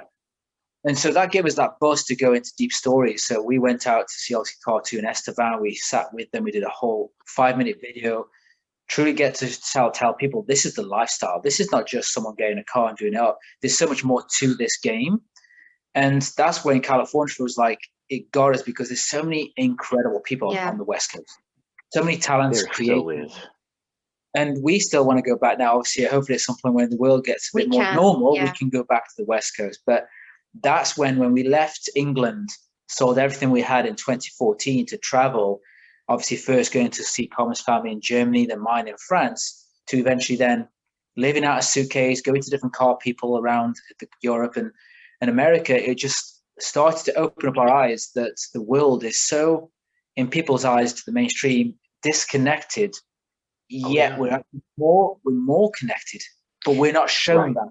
No. And when we dive into the car cultures and different people, so if it's lowrider guys or the hot rodders, we like, you guys speak the same language. Yeah. You guys do respect each other. And it just starts to show us that side that we're not as separated, even though we are given that illusion. In the end of the day, people are people. We all have the same problems. We are all discussing worldwide the politics, our children, our day-to-day lives, dreams, aspirations. Exactly. Like literally wherever we went, and even if it went into a larger group, we had the same discussions, just adapted to the country. Like literally, there's nothing different in between somebody who is out sitting in Germany to somebody who is over in Japan to somebody who is over in America. It's the same discussions on an everyday basis level. It's like, and it's the same problems. Quite literally, we are discussing the same problems. We are discussing the same aspirations, the same dreams, the same, hurdles to overcome on an everyday basis. And it's really interesting for us because we are doing that in 3 languages and still discuss the same things. So here's the world teaching us, here's media teaching us, no, they're over here, no, you are over here, and no, they're bad and they're doing this, which is totally different and it's so wrong. And you're in the middle and you're thinking, no, it's not. That's so funny, because that's actually why once the pandemic started and our country shut down, like almost every country did, all these hobby shows and all these car shows, they instantly stopped. And I said, well, depending on how long this lasts, say it lasts 3 months, say it lasts 6 months, which that's how we all thought in the beginning, we need to stay connected. And I said, well, why don't I start this interviewing thing with modelers, with hobbyists, to show what these people are really about? Because you can post all you want online, write a description of what you built. Nobody knows you. They just see what you built and what you posted. Nobody really knows you. So I said, let me do an interview basis where I interview the modeler, the hobbyist, whatever, and we get to know that person. Like we're getting to know you. You guys said so much more than a lot of people I've interviewed. Most people are camera shy. You guys have been doing this for a while, so they're still isolated in their little bubble of what they want to say and how they want to say it. You guys are a lot more comfortable, and that's awesome because we're really getting to know you. But that's what this was all about, to show, like, say like Armando Flores, which I admired my whole childhood, thought he was a god of model cars, and he still really is, but he's a person and he's no different from you and me than anybody. He just has a better skill set at certain things.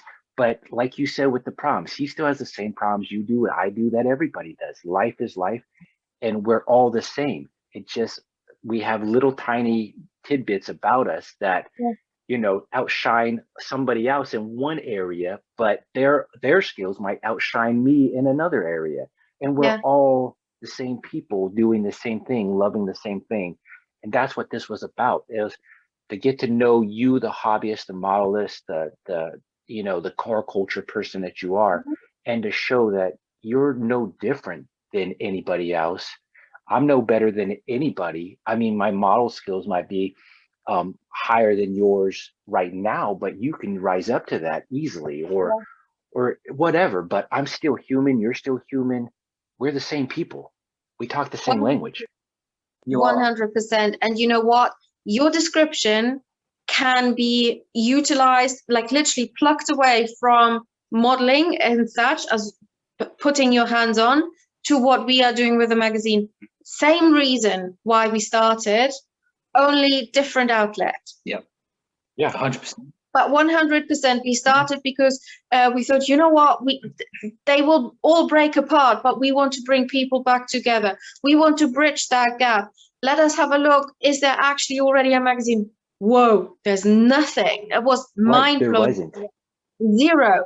And then we were like, well, we don't necessarily want everybody who's already known and has like millions of followers or thousands of followers, hundreds of thousands. Everyone goes.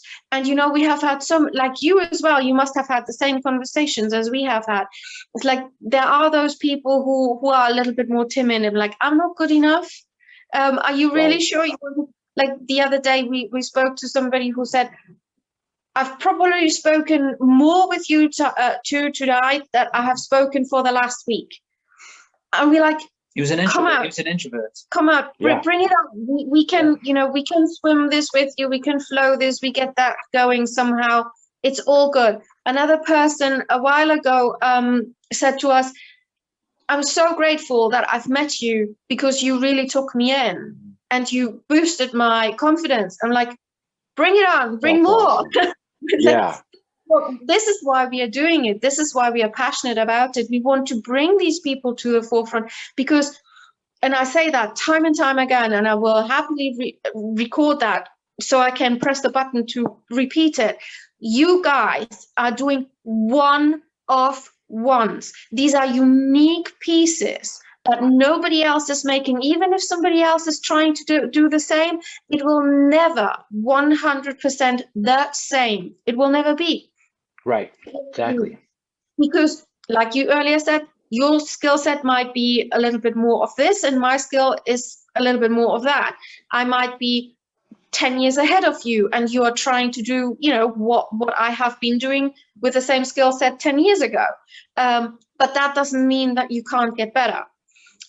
So it's really bringing people more together to say, okay, look over my shoulder if you wish, hone your own skill. This is how I have done it. This is what I'm using. This is how I'm using my creative mind. Many a times when we have conversations on lives, on Coffee Cool Lives for Diecast Heroes, we ask the question, how do you bring about your creativity? What when you run out of creativity right now? What do you do? It's like a hurdle. Yeah. Everybody overcomes in a different manner, but maybe there's the one person listening who is saying, that's a good idea. I'm going to try that the next time. Exactly. And that's what's great about right now in this technology too, because think about the 90s when there's only magazines to look at, or you could go to a car show and talk to that person about it. If you didn't live in that area, you were too far away, you were never going to meet that person. You were never going to get to talk to that person. So you can just read what was in that article in the magazine, try to get little tiny bits of it and go, I got to try to do this. You know, whatever photos was out there in the magazine, that's all you had. Now with the social media, the YouTube and everything else, you get to talk to the person.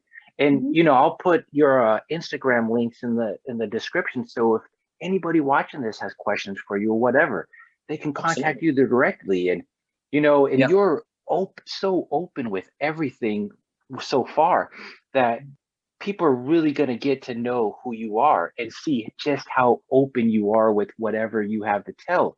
And that's what's great about, for one, not being an introvert, two, being open completely about the hobby and your love for it.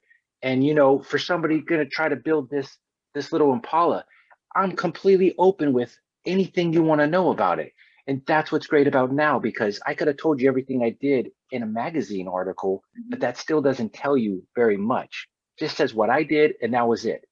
Now I can actually talk to you guys and say, this is how I did it, and this is where I messed up, and this is where I fixed it, and all this other stuff. And now we have that, but in the 90s we didn't. So today is such a great time to be in for our hobby, for our love for the culture of cars and Hot Wheels and etc. That we have the outlet.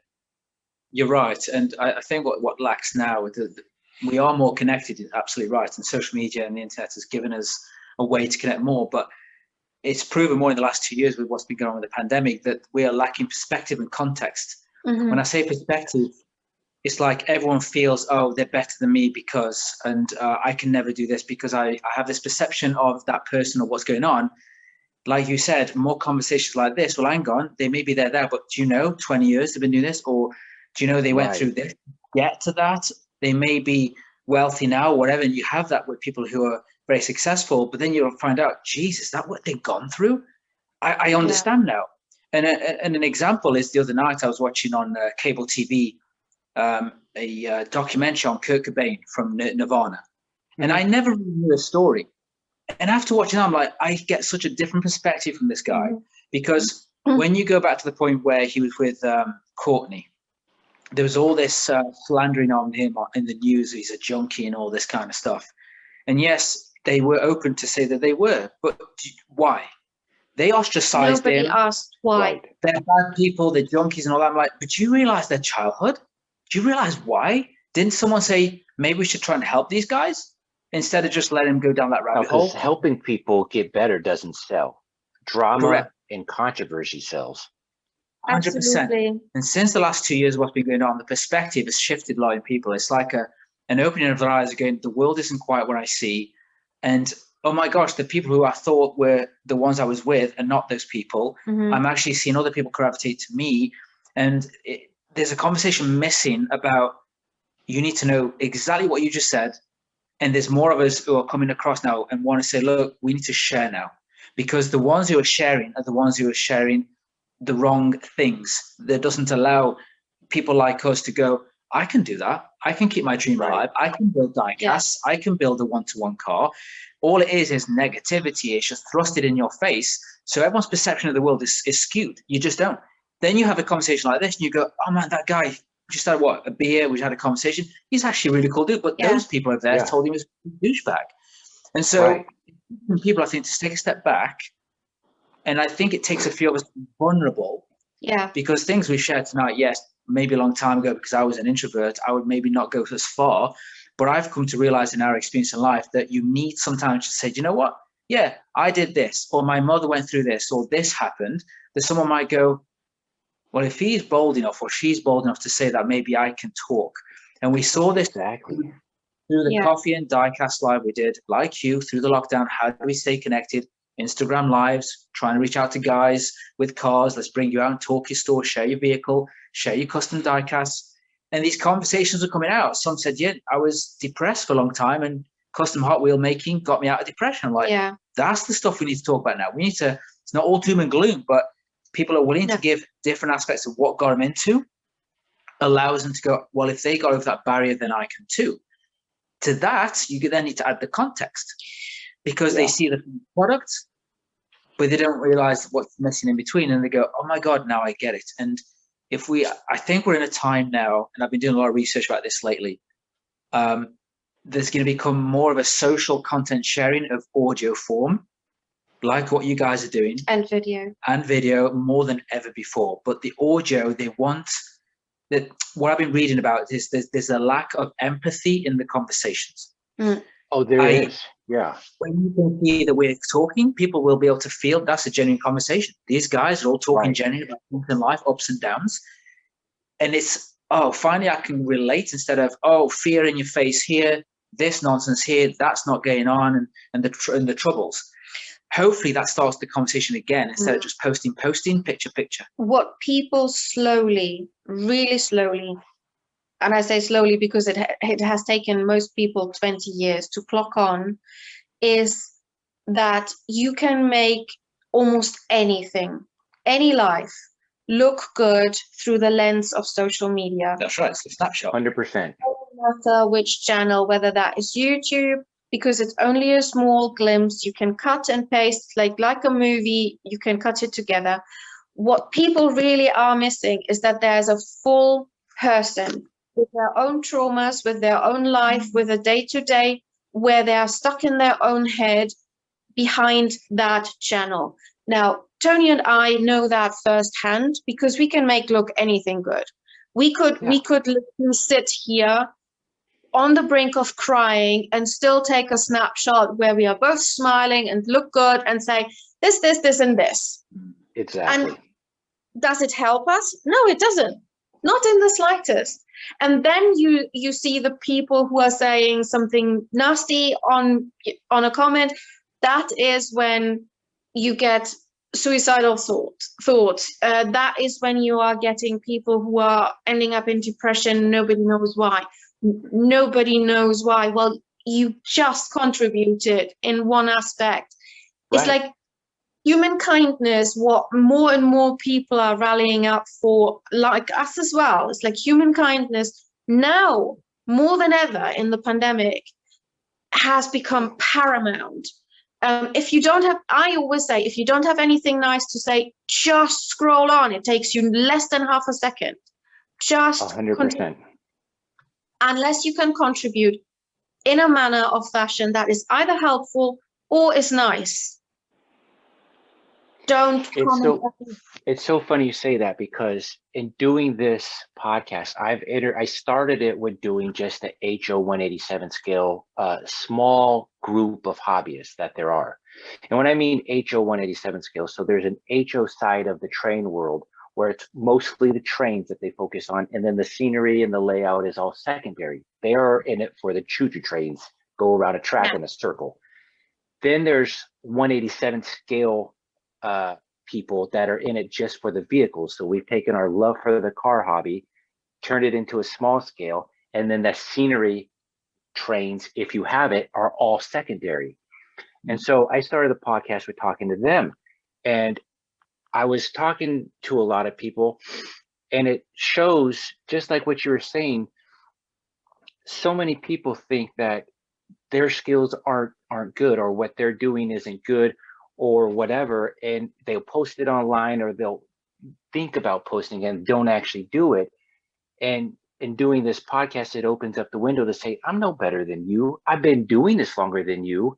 I still use generic stuff. Like, this whole car, as detailed as the paint is all done with spray paint. There's nothing else to this car paint wise. And there's even pattern work on the hood and in the trunk. It's all spray paint. And it's oversized glitter. So there's metal flake to it that's way oversized, but there's nothing special about this paint job, except I understood how to manipulate the paint to make it look better than what it really is. I mean, most people airbrush a car like this to get that look. I just used crappy paint from the hardware store. And that's all it is crappy paint. But it's stuff like that where if you can sit down and talk to somebody and tell them it's literally this simple, and I'll show you, I'll give you all the information you want. Yeah. You can do it. You don't have to be intimidated by it. You don't have to look at a YouTube video of a build from start to end and go, that guy's so beyond my skill set. There's no way I could ever do that. You could do that. You just don't know you can do that. And if somebody was there to open it up and let you know you can do it, then, you can open the door for so many different things. It is simple encouragement that comes only through human to human interaction. Yes. That we are working more and more and more. And we are so discouraged by throwaway sentences like, oh, just work harder. No. Nobody cares. Stop complaining. There are children in Africa that have it worse. You're not good enough. Anything along those lines that actually play more in our heads and come maybe from one person.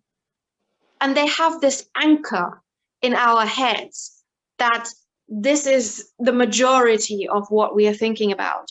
Whilst there is 90% out there who would encourage you at any given moment in time if you'd met them, or if you are just passing their way, or if you'd just open up and talk, or just a one-to-one conversation. If you'd see a friend and actually, instead of answering the question on how are you with, oh yeah, I'm fine, if you'd actually open up and say, I'm actually not fine, that takes courage, but the reward for it is what we really are needing right now. It's like, we need this human interaction. So what you're doing is the future now, that we are more and more encouraged to stay indoors. And it's but still be connected, even though we're worlds apart and we're not seeing each other literally with my own eyes, but through a camera, I can see you and we're still connected. So it's better than not having that connection at all. 100%. It totally is. And one of the things I think people are going to start to realize further in life now, and it's going to become a bigger conversation, is that whenever you get people who are coming at you with negativity, Yeah. don't do that, you're not good enough, you have to understand what they're about, because is that really the truth? No. Right. They're not saying anything about you. I almost feel you've got to have like some kind of online class that teaches you about when people send hate or negativity, why is that? And you could ask the question, why do they do that? Well, because I'm this, because I'm that. That's your perception of you. Why? Because maybe in the past you've had people say that you're not good enough, you're a loser, let's just say. But then when you then go into the court of where those guys are, you start to realize that actually they're the ones who are in a bad place. They're the ones who are seeing something about you, which for whatever reason doesn't resonate with them. The only reason you take it on the chin is because you've seen something said to you before, which has said you're a loser. They've just reiterated that and reinforced it so you believe it. When actually the one who said it to you in the first place was actually not the truth.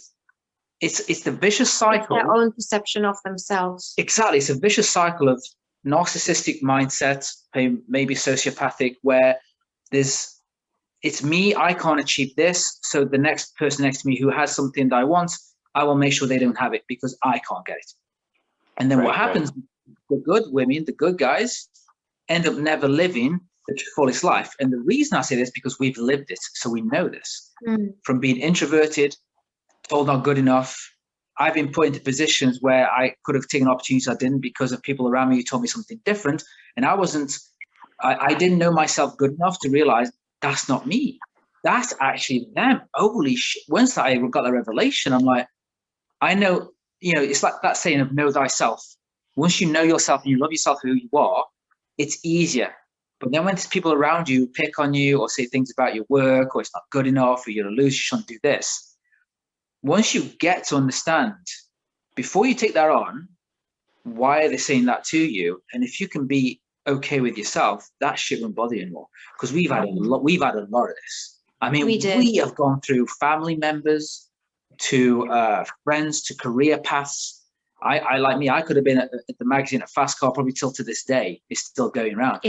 But I was crushed by the editor. And I fought back, but at the same time, it was all about, you're not good enough, you're this. And I believed it at a certain point. And then I was like, hang on a second, I can do this. Who's to tell me I can't? Well, and you had also from others the feedback that you should and you can. So what I'm trying to get to is the conversations we're having today with you is the conversations that now have to be the loudest over the ones who are actually wanting to tear the world down and everyone with it, which is what we've seen in the pandemic. We know there's a side of society who's hell-bent in making sure society doesn't move in a good position. And we're the guys who be going, you guys have done this long enough. We have love for you guys, but we need to have that conversation to go, look, they have an issue. If we can help them, fantastic. But if we can't, we have to step away and don't allow them to take us to their lower level where then we never get our dreams off the ground. And so with everything we do with Superfly Autos or Diecast Heroes, it's exactly that.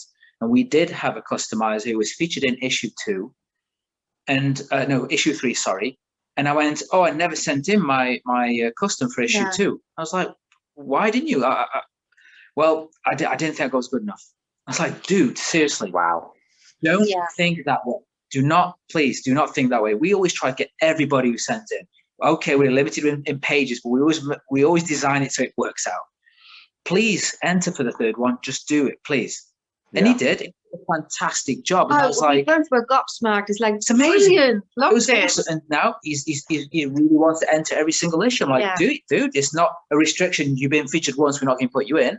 Obviously, we'll work things out so everyone gets a piece. But it's saying, like you, these conversations saying you can be you. You can go out and do it. If it takes you 5 years, who cares? But are you enjoying it? Yeah. Then do it. That's so funny you say that. There's a Facebook group called 164 Scale Lowriders. And I just joined it maybe, I don't know, half a year ago, right when I first seen it. And I was already doing lowriders in that scale anyways. And, I post my stuff and people think it's amazing, it's wonderful. And then there's brand new people just getting into the hobby posting it. And their skills are brand new, so they're not good. And I can tell you're a new model builder or Hot Wheel customizer, whatever, and they think their stuff is awesome. And I don't want to say no, it's not. But at the same time, you picked up the tools, you cut the roof off, made it a convertible, you repainted it, you switched the wheels. If that's the best you can do, that's awesome, because that's more than most people do. Most people just collect the car, keep it in the blister pack, and don't ever take it out and play with it. At least you're doing something with it. So even though I don't think it's nowhere near good, the fact that you did anything to it is good enough already, because most people don't do that. And some people that are still new, just getting into the hobby of 1/64 scale, they'll see that brand new customizer and go, this is the most coolest little car I've ever seen. Sure, it's just repainted and the roof's cut off. There's no trim, there's no body moldings, there's nothing. It looks like a piece of junk, but somebody else's junk is somebody else's gold. So Absolutely. 100%. Yeah. And the it doesn't thing matter how good or bad you are. It just matters that you did it and you tried and you pulled off what you could pull off. And the thing is with that, because you guys see from that perspective, and you guys are veterans, you've been there for a long time, you've got the skill set, by not discouraging, who says that by you showing your stuff over them being in the group for say 2 years, 2 years later, like, check the latest one, you're like, damn. And they're like, well, it was that one you built over there 6 months ago. I saw that and it just penny dropped and I managed to perfect the skill at the paint job. And you're like, so at the beginning, yeah, obviously they're not. And we've had a few come to us on the back of Instagram on Diecast Heroes saying, what do you think of my build? And yes, not every single thing is incredible, but I'm like, dude, you know what? That's amazing. That's an amazing start. Do you know what would be amazing if you tried this? And it's not like that shit, don't bother. I'm like, where can I see improvement? And I try to go, really cool. And then they go, and then next time they come back and they've done it without me telling them that it wasn't perfect completely. It got them to think that there's something better without, and it got them to think about it in a way that, that's a great idea, but they improved it without me telling them it's not perfect. So I tried to, we both answered, we tried to at least give them that, because you don't know. 5 years from now, they're like you, the skill sets of Armando, who knows? And you would have shot someone down who had a skill who never got the opportunity because we just like, you suck, mate. It goes down, it goes back to encouraging. 100%, literally encourage each other instead of discourage, because you are so much better, and feed your own ego with that. Right. Encourage each other because you want to pass on the love for the hobby, because you want to pass on the love that held your fort for so long. Why would you shut somebody out from something that helped you through so many, dark nights of often enough? And you do it for yourself primarily. I know we all like to have feedback, and it's a great thing to go, that's incredible. It's nice because it gives you confidence and things like that. But you've got to keep yourself into a position that, sure, if you want to make money from it, let's say it's a career, that's fine. But the essence of what you do as a passion, it has to be for the purpose of that. And we saw it with the Kurt Cobain document was the same. He was like, I don't care about fame. I want to make money. I want to have a more comfortable life. Who doesn't? But I'm doing it for the passion because it's what I love, and I want to share it with people to enjoy what I have. And I'm like, that's how, if it's a magazine we make, if it's Diecast Customs, whatever, do it for the fun. And if something else comes from that, amazing. If you think I want to make a career from it, great. But don't lose the fact that you're doing it because it's your passion and purpose. Because when we started Superfly and Diecast, yes, it's a business. Yes, we want to make money, but it wasn't the reason we came into this. We live and breathe this lifestyle. We've come from this. And we thought, if we can share experiences with ourselves, people, if we can take amazing photography, make the person who's built the car really happy, like, wow, someone's taken the picture, beautiful, and put it on my wall, or we can build Diecast Heroes and they've taken the time to design and we put it in a magazine that looks great with all different graphics, it's themed, then they can look back and like, there's a proudness. And the last issue, some guys asking, is it possible to have the page of my article as a PDF I could put on the wall? I'm like, damn straight. So I sent to everybody. But if I haven't to you, I'll apologize and I will send it to you, because I said I must send it to everybody. High-res PDF. I think you did send it to me. I don't know. I can't remember. If not, let me know and I'll do that. Because I'm like, why not? I'd like it on the wall. I used to as a kid. I used to put posts on a wall, and if I was in a magazine, I'd like the whole photography set or whatever. And we do that with all the pictures we take of the 1-to-1 scale. And then it gives them that, like, I've achieved something. Yeah, And right. It's a proud moment. It's like a stepping stone for your hobby, you know, like you Mhm. start on doing just little tiny little, customization things that you think aren't good enough or whatever. And then all of a sudden you've got that car in a magazine and you're like, holy crap, I'm famous. This is the best thing Mhm. ever.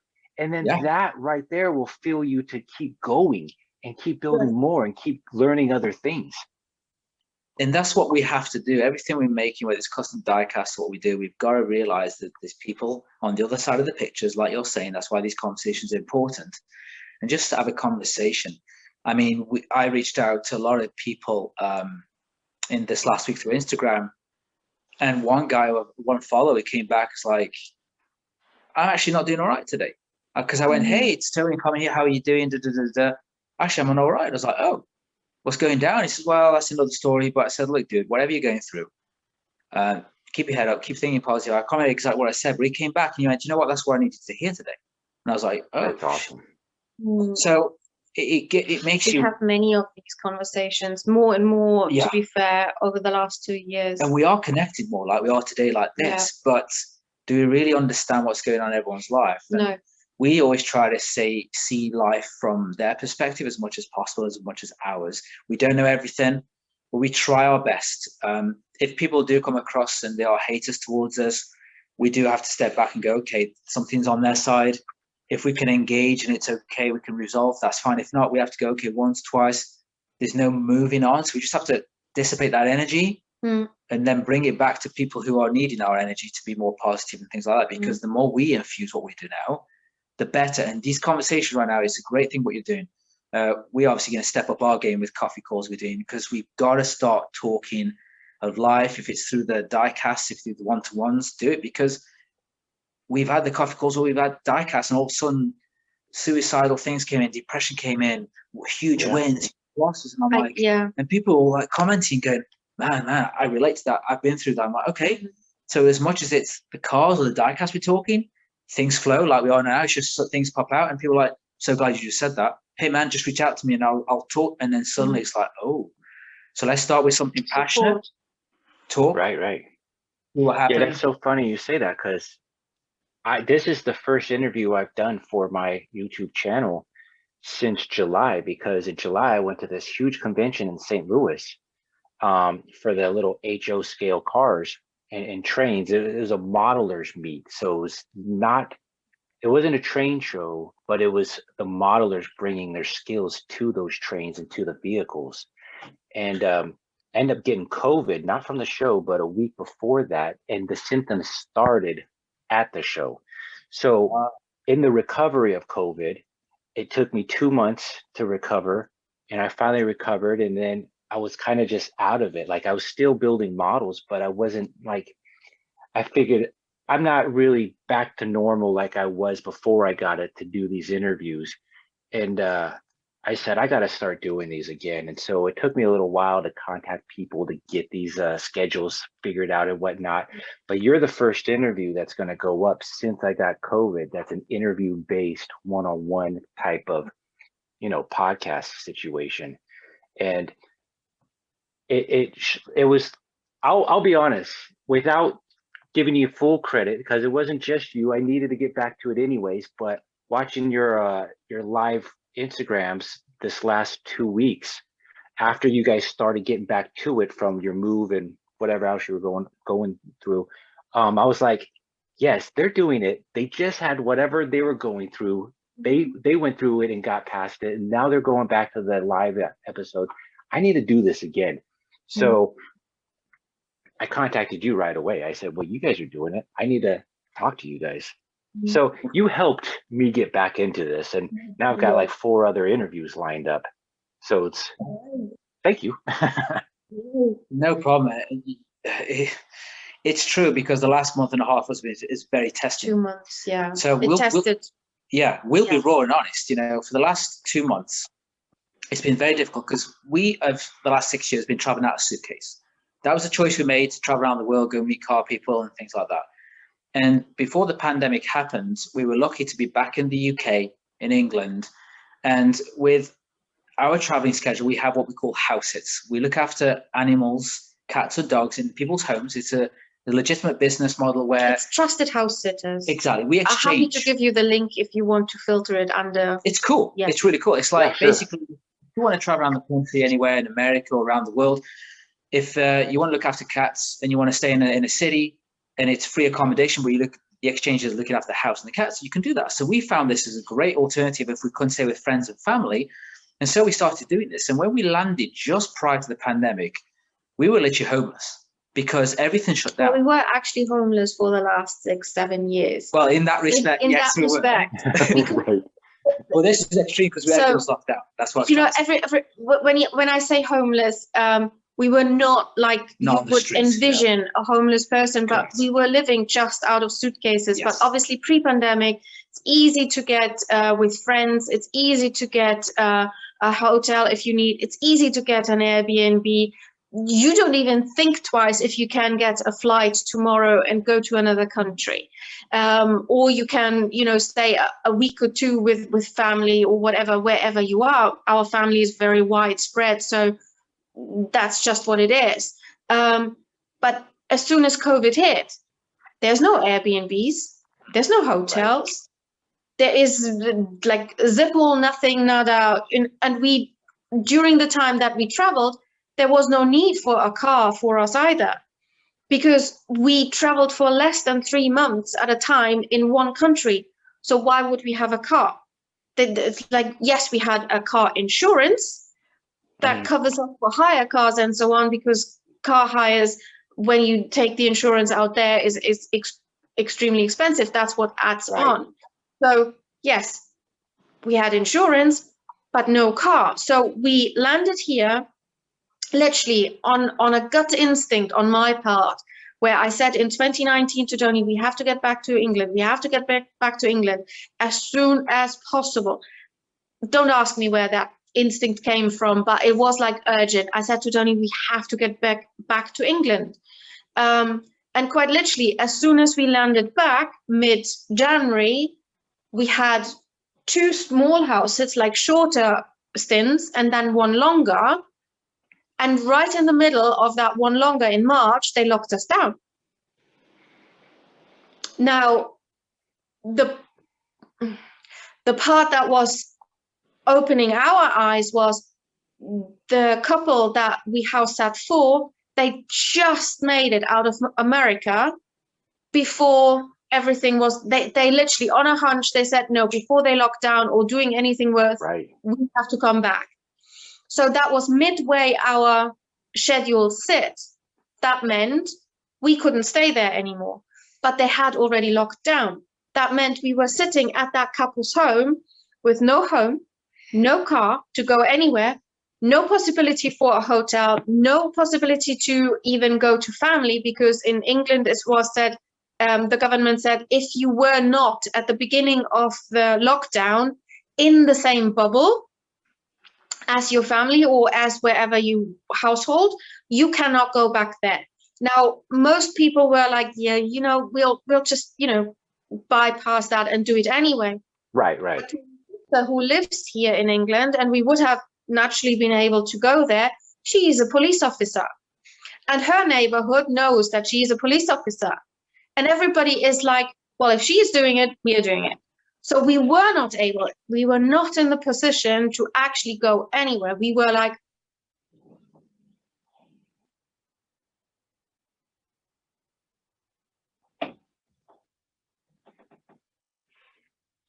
I think you froze up on my side. I don't hear you anymore. I don't know if you hear me.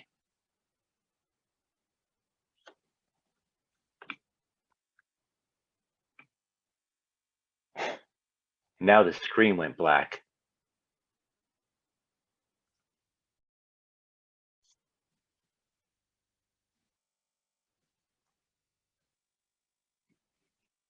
Oh well. Let's see if we can get them back, because we lost connection for some reason. Yep, they fell off. So hold on. Let's see if we can get them back, and we'll be right back. have to tell me what There you go. have. It's recording now. Okay, I can't remember, or I don't So know how far. basically you said if the cop was doing it, then everybody would do it. So you guys got stuck in that house with no car and nowhere to go. That's it, exactly. So we were not able to go back to Tony's sister. We had no one to go to, no car, and no roof over our head. So we were sitting there for 2 days. At first they said, oh, you can stay for the rest of the scheduled sit, but it got too crowded in the end. And they said, look, it was very kind of them. They have another house in Barbados. They said, look, if you wanted to go to Barbados, you could have that house. And we're like, it's too risky to leave the country at this point in time. Not that we even would be able to, because lockdown means no flights in or out. So it's not exactly as if we could have done that. And so our minds were rattling, what can we do? Because Trusted House Sitters, the organization that, gives us the possibility to move about as we do, had shut down as well, saying government is saying nobody anywhere, so we can't, our hands are tied, which I understand as well. And luckily, right at that moment in time, when we were at our most desperate, friends of ours, long-standing friends, 8-9 years, traveling couple similar to us, but they have a bought-out home in London, and usually they do house swaps, and they have one house swap that usually keeps them for 6 months out in America, right at the Pacific San Diego. Yeah, San Diego, pretty much. And the house owners there come to their home in London. They got stuck, and the people who actually came back, they said, no, we are not going, but we are going to another home they have in Colorado or something like that. Can't remember exactly. Well, they were flexible. They got stuck. We got stuck. But they contacted us and said, are you anywhere, by any chance, near London that you could go and look after our house? Because it's a central London house. You do not want to have, it's like having a house in central LA. You do not want to have your house unoccupied for any lengthy time. So it's the same in London. So, and we were like, hallelujah, yes, we do. We are very close. We can just go. And it was our lifesaver. But again, we got to June. They, like literally with 2 weeks to go, said, we finally got the help from the American government. We need to actually get out of the US to get to the UK. Our flight is then. Because they had flights, but they were always cancelled. Right, yeah. And then by end of June, well, by mid-June, they locked us down here in the UK again. And we were like in the same position. For heaven's sake, what are we doing now? Which again, we had the luck that I had contacted prior to that a lady for a cat sit, but it fell through. I can't remember for what reason. Like 3 days before our friends came back, she contacted us saying, on the back of Instagram, saying, I know Trusted House Sitters is closed down at the moment, but is there any chance if we are doing a distanced handover, we want to go to our home in Scotland. You won't have the cats to look after. I'm taking them with me, but can we do somehow a handover? I think it was 1 week into July. And we're like, yes. We'll take that. But we had 1 week where we had literally nothing in between leaving our friend's home to them again and that house sit. So we actually had to reach out to the community on Superfly and say, we need your help. Can anybody help us? We need somewhere to stay. Any shack on the side, any caravan, even just a tent just anything, Right. anything, so we can just sleep overnight somewhere. Because again, no hotels, no Airbnbs, nothing. Even cars on the side of the road were picked up by police, and people were sent off. So you couldn't Wow. even do that. It's like, And we had a friend, well, two friends that are a married couple who got a garage for classic Volkswagens, and they really do them up, really customize them. And I just thought, we'd been there before, and they got this farm, and they have camper vans. And I was like, what if we asked them? So I reached out to them and said, look, guys, this is the pickle we're in. And they're like, yeah, not a problem at all. We've got this camper van on the farm next to the garage. We'll leave it open. You just go in, pick up the keys. And for the week, I think we were, it was 7 days, wasn't it? It was about 7 days, but we rented a car for a week to get us to North England from London to get to their garage, because it wasn't around the corner. So we would go to a local grocery store like a Walmart to get some food, and then just eat in this camper van. And then there's no shower. So for showering, we'd have to go to the service station on the highway, which was about 10 miles away every morning, to have a shower and try and sneak in the showers, because they were trying to not let people in. We were like, we need a shower. So we were going into, obviously, the showers to have a wash. And that's what we did. We abided by all the rules and everything they had back then, and kept ourselves clean, which we did. And that's what we did for a week. But we shot cars as well. We hung out with car people. It was amazing. That's why we got friends all over the world. This is why I say as well, we can make anything look good. Yeah. Right, yeah. Were we in a good position? No, we weren't. It was kind of... Absolutely not. We never anticipated 6 years ago there's such a big thing that's going to happen to everybody, and we'd be left, we'd never even expect that. But that week was great. It was good weather, so we were fantastic. Then, like Carmen said, we went back down to London to stay with this house, which was in Hampstead Heath, which is probably one of the most amazing places in London where you could stay. It's luxurious. They've got amazing, like, forest. A lot of celebrities. We went past Ricky Gervais every day. It's just a crazy place, but really nice. Really quaint. And for us, I think that was so needed, because we literally were there for 1 year and a half, up until last. So leading to the last, I was saying to you, that the last kind of month and a half being crazy, prior to that craziness kicking off, we were in this place for a year and a half. Yeah. But it was every 3 months between Carmen and the lady, we're not coming back yet. Are you okay to stay? And it was consistent like this. And we're like, we're not going nowhere. You guys are stuck. We're happy to stay and look after your property as much as you guys allow it. You're going to let us do it. Might as well. It allowed us to decompress, because what happened, and everybody else. It's stressful not knowing where you can go next. Oh, it's way stressful. Yeah, because our sister's home has got, she's like, sister. Yeah, my sister, obviously. Your sister. Sister.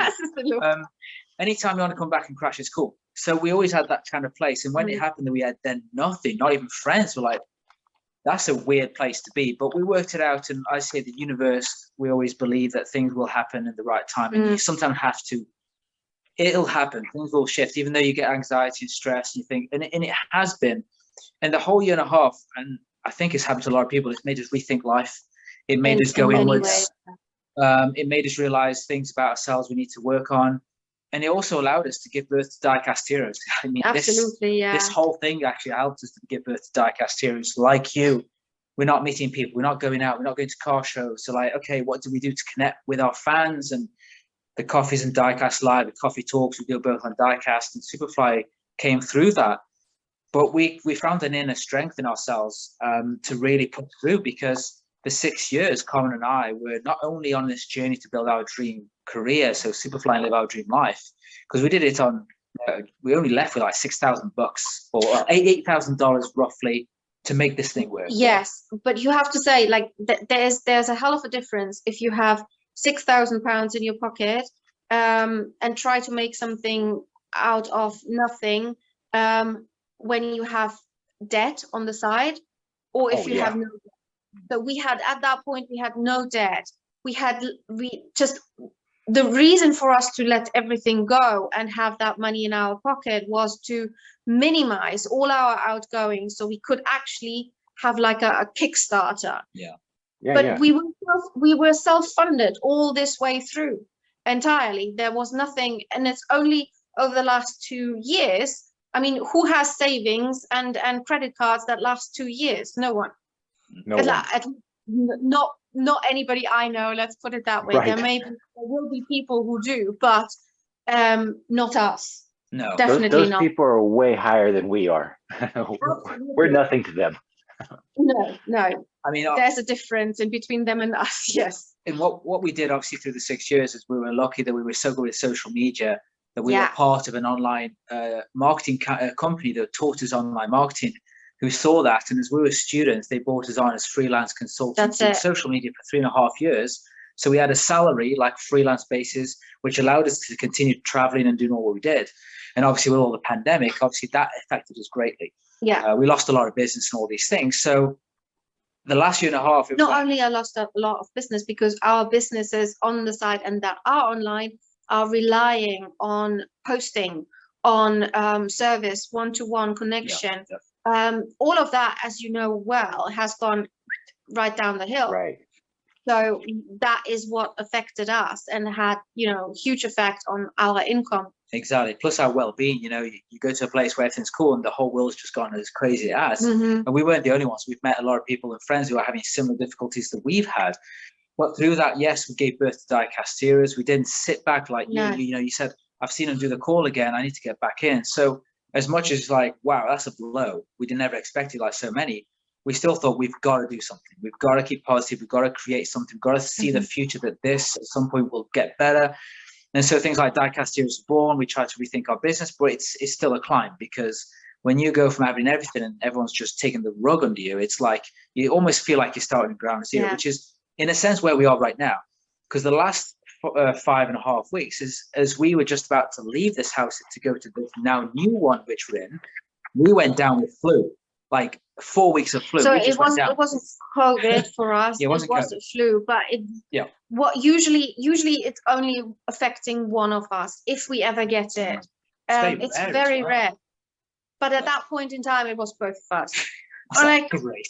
Fantastic. So we need to wrap up one house sit whilst we are at, like, literally we hardly can move. Our bodies aching in every direction. Assure the people coming back to their home that this is not COVID. There's no risk. Right. Which is so tough to do. To add context, it's like for 2 weeks we're literally relying on our backs. Yes. Like literally, we could not move. While Carmen's saying, okay, we've got this house, it's all been secure. The house it was in 3 weeks. So I'm like, oh, you're kidding me. You're giving us the flu now, where 2 weeks we cannot physically move. So everything we were supposed to do, we couldn't do.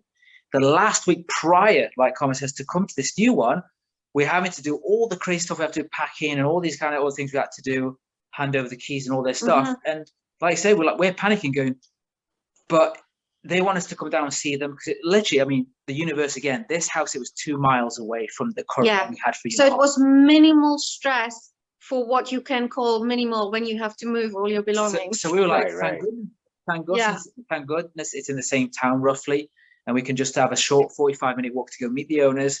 They can see if we're cool, and that the dogs that we have, they're fine with us. And we're like, but we're going to go down if they think we have a slight cough. They think we may have COVID, which we don't. We're fine. We're negative. Everything's cool. So we're panicking. Oh my God, if we cough when we're down here, this is just not going to go well for us. But we were okay. They were happy. They were cool. We're here now, so everything's okay. And we recovered after. But we were like, that was stressful, because then it took 4 weeks out of doing anything on Diecast Heroes. Our magazine is a month late, so it's going to go out end of January because of what happened. We had many people from the Diecast Heroes community, and we're so grateful for them as well, reaching out saying, is everything all right? We haven't had any lives on the weekend anymore. Like, I'm so sorry, really. Panicking, because it feels like there's a responsibility we have as well. We've started this magazine. We've started to bring the community back together, but it's only the two of us. And if we are out of action, well, shit hits the fan. And we really we're healthy people. And like the last time I had this was like almost 10 years ago. So I know it's a rare thing, and I know it's not COVID. Yeah, I don't ever catch the flu. I don't ever get the flu shot.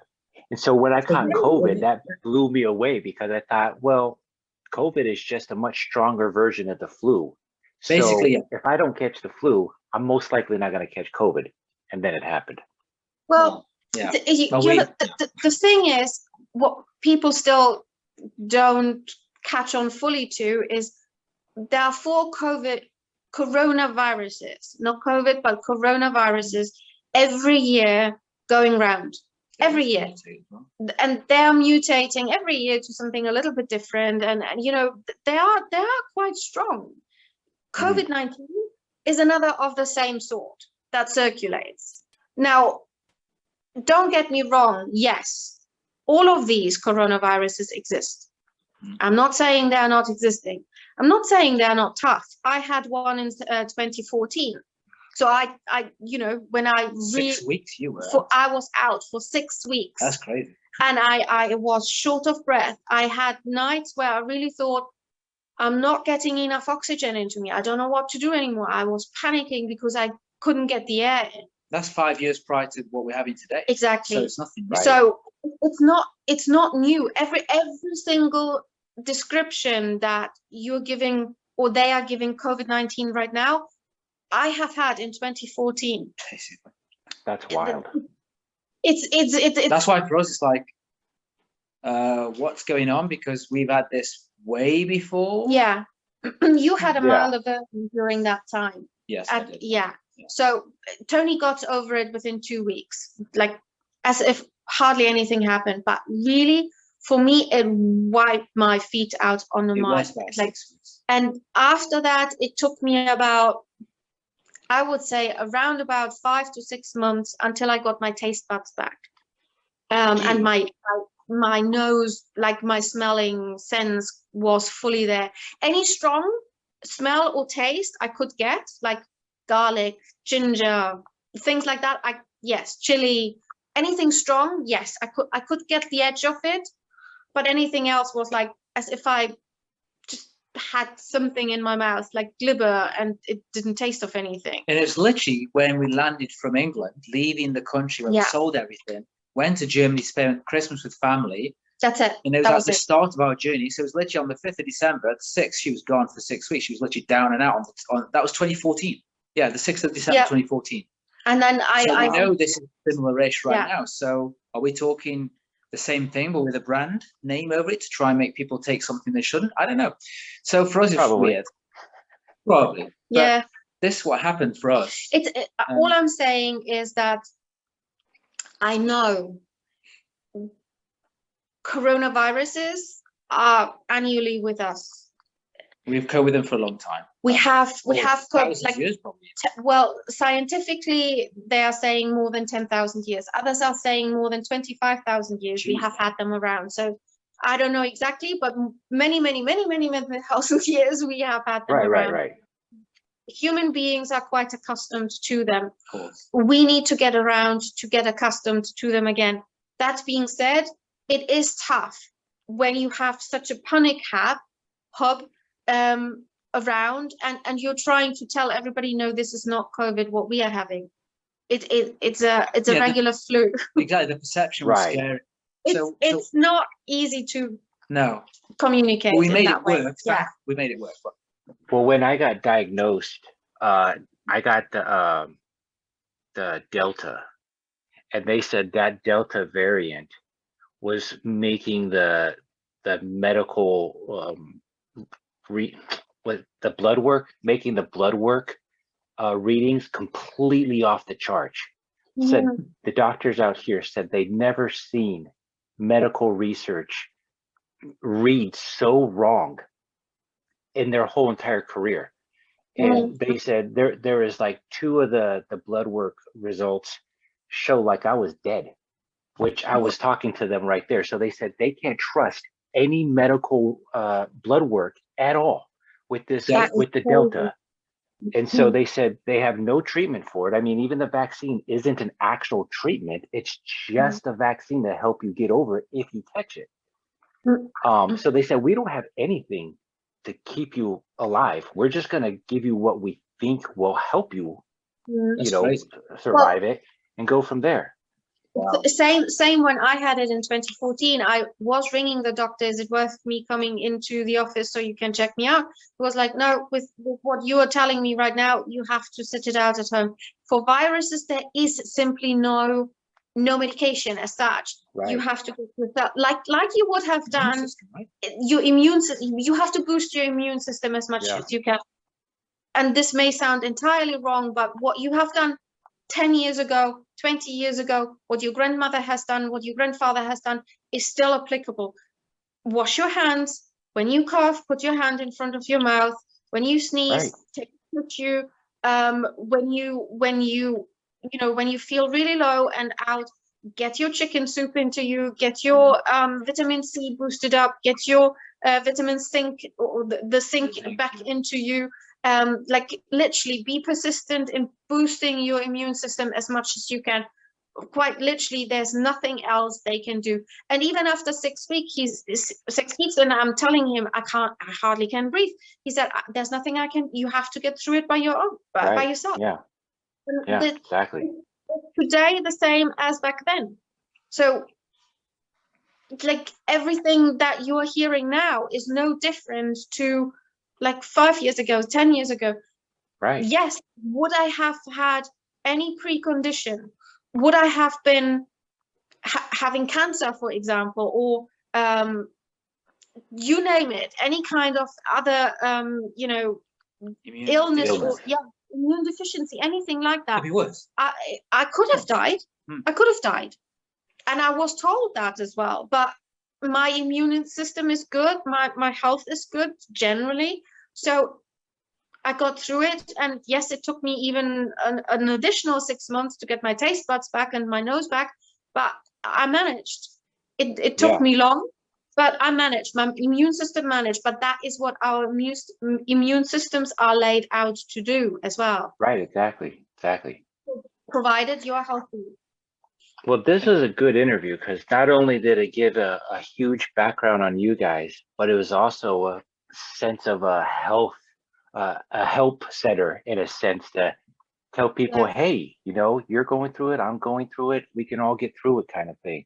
So I appreciate not only just telling me and everybody else about you guys, but even your hardships and even the things that you've gone through, because not only is it one thing just to know background of the person that you guys see in the magazines and see online or whatever, but it's also good to know that they're just as human. They're going through the same thing, and that's exactly what you guys did today. So I appreciate that to the fullest. I mean, it just shows you that you're human, I'm human, everybody else is human, and nobody else is better than anybody else. We're all going through the same thing.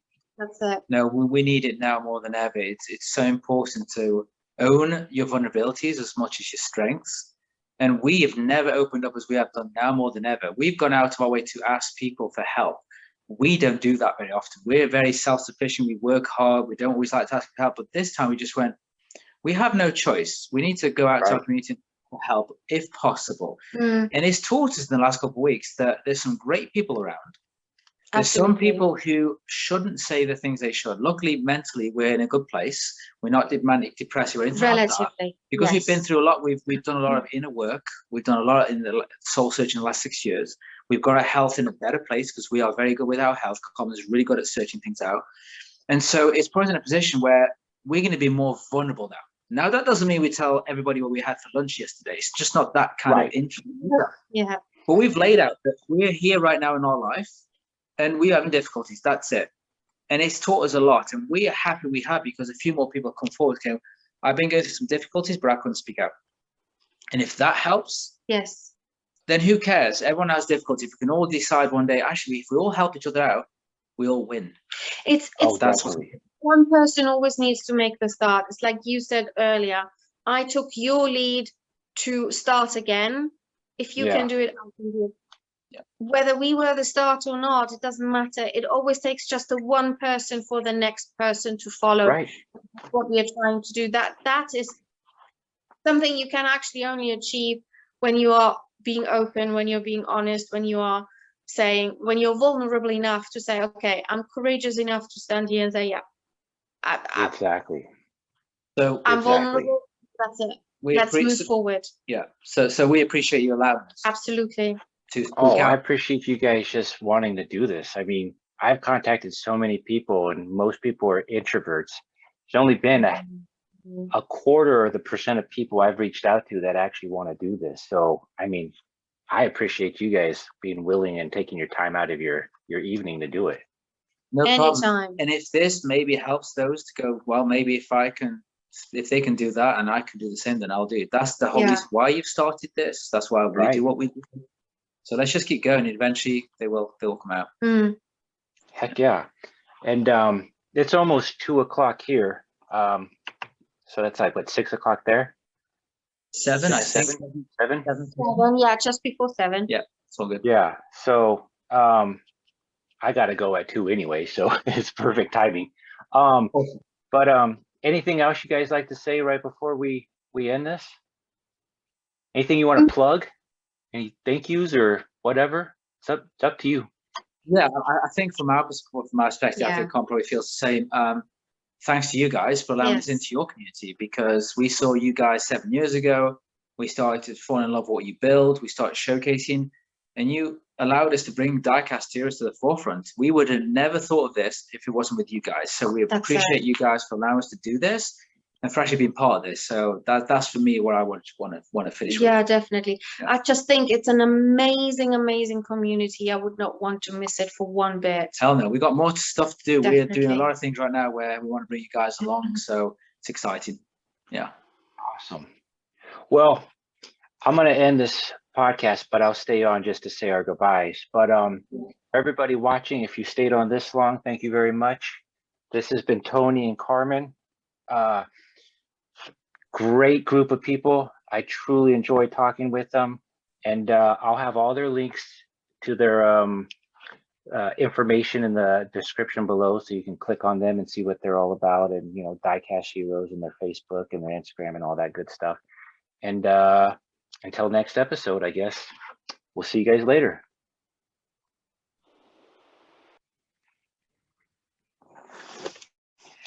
All right, everybody. So that was my interview with Tony and Carmen from Diecast Heroes and another magazine called Superfly. Very, very interesting. I found it extremely enjoyable to listen to. Their journey into the car world, her journey into the car world, and then both of their journeys into the present and the future. It was pretty cool because it wasn't necessarily more about toy cars, scale cars, as much as it was about 1-to-1 scale cars and their journey into the hobby. I mean, their love and affection for the car culture, which most of us have. That's why we build scale vehicles, because we love cars. From commercial vehicles to passenger vehicles to whatever. We love models, we love cars. And even though a 1-to-1 scale car isn't necessarily a model, if you're building a hot rod or a custom, it's the same thing. It's just metal compared to plastic. So it was very, very cool to listen to their journey. And then on top of that, it was almost like a self-help segment, in a sense where they tell us their trials and tributes and the things that knocked them down and brought them back up, and literally what it means to be in this hobby by encouraging others and not to put down anybody's work and not to be a bully, not to think you're better than them. I mean, you could be very well better than the other person, but that other person, if you tell them you're never going to be as good as me, like they said, they're not going to probably keep going. It's going to put their feelings down, and they'll probably quit the hobby, thinking that they're never going to be better than what they are now. So to listen to them speak, it was very cool. I don't really know what else to say. It wasn't really about the diecast cars. It wasn't about the hobby in general, as it was about the culture of cars and the love that we all have for them. And overall, that's why literally we do what we do in this hobby, is because of the love and infatuation we have for these vehicles. Yeah, it was great. It was great talking with them, great listening to their story. I hope you guys enjoyed it. there'll be more interviews coming. I do have some interviews lined up, so that's good. Other than that, I'll have the links to their information below in that description. So I hope you guys liked it. Be sure to comment, like, and subscribe if you haven't subscribed, and stay tuned to the next one. We'll see you guys later.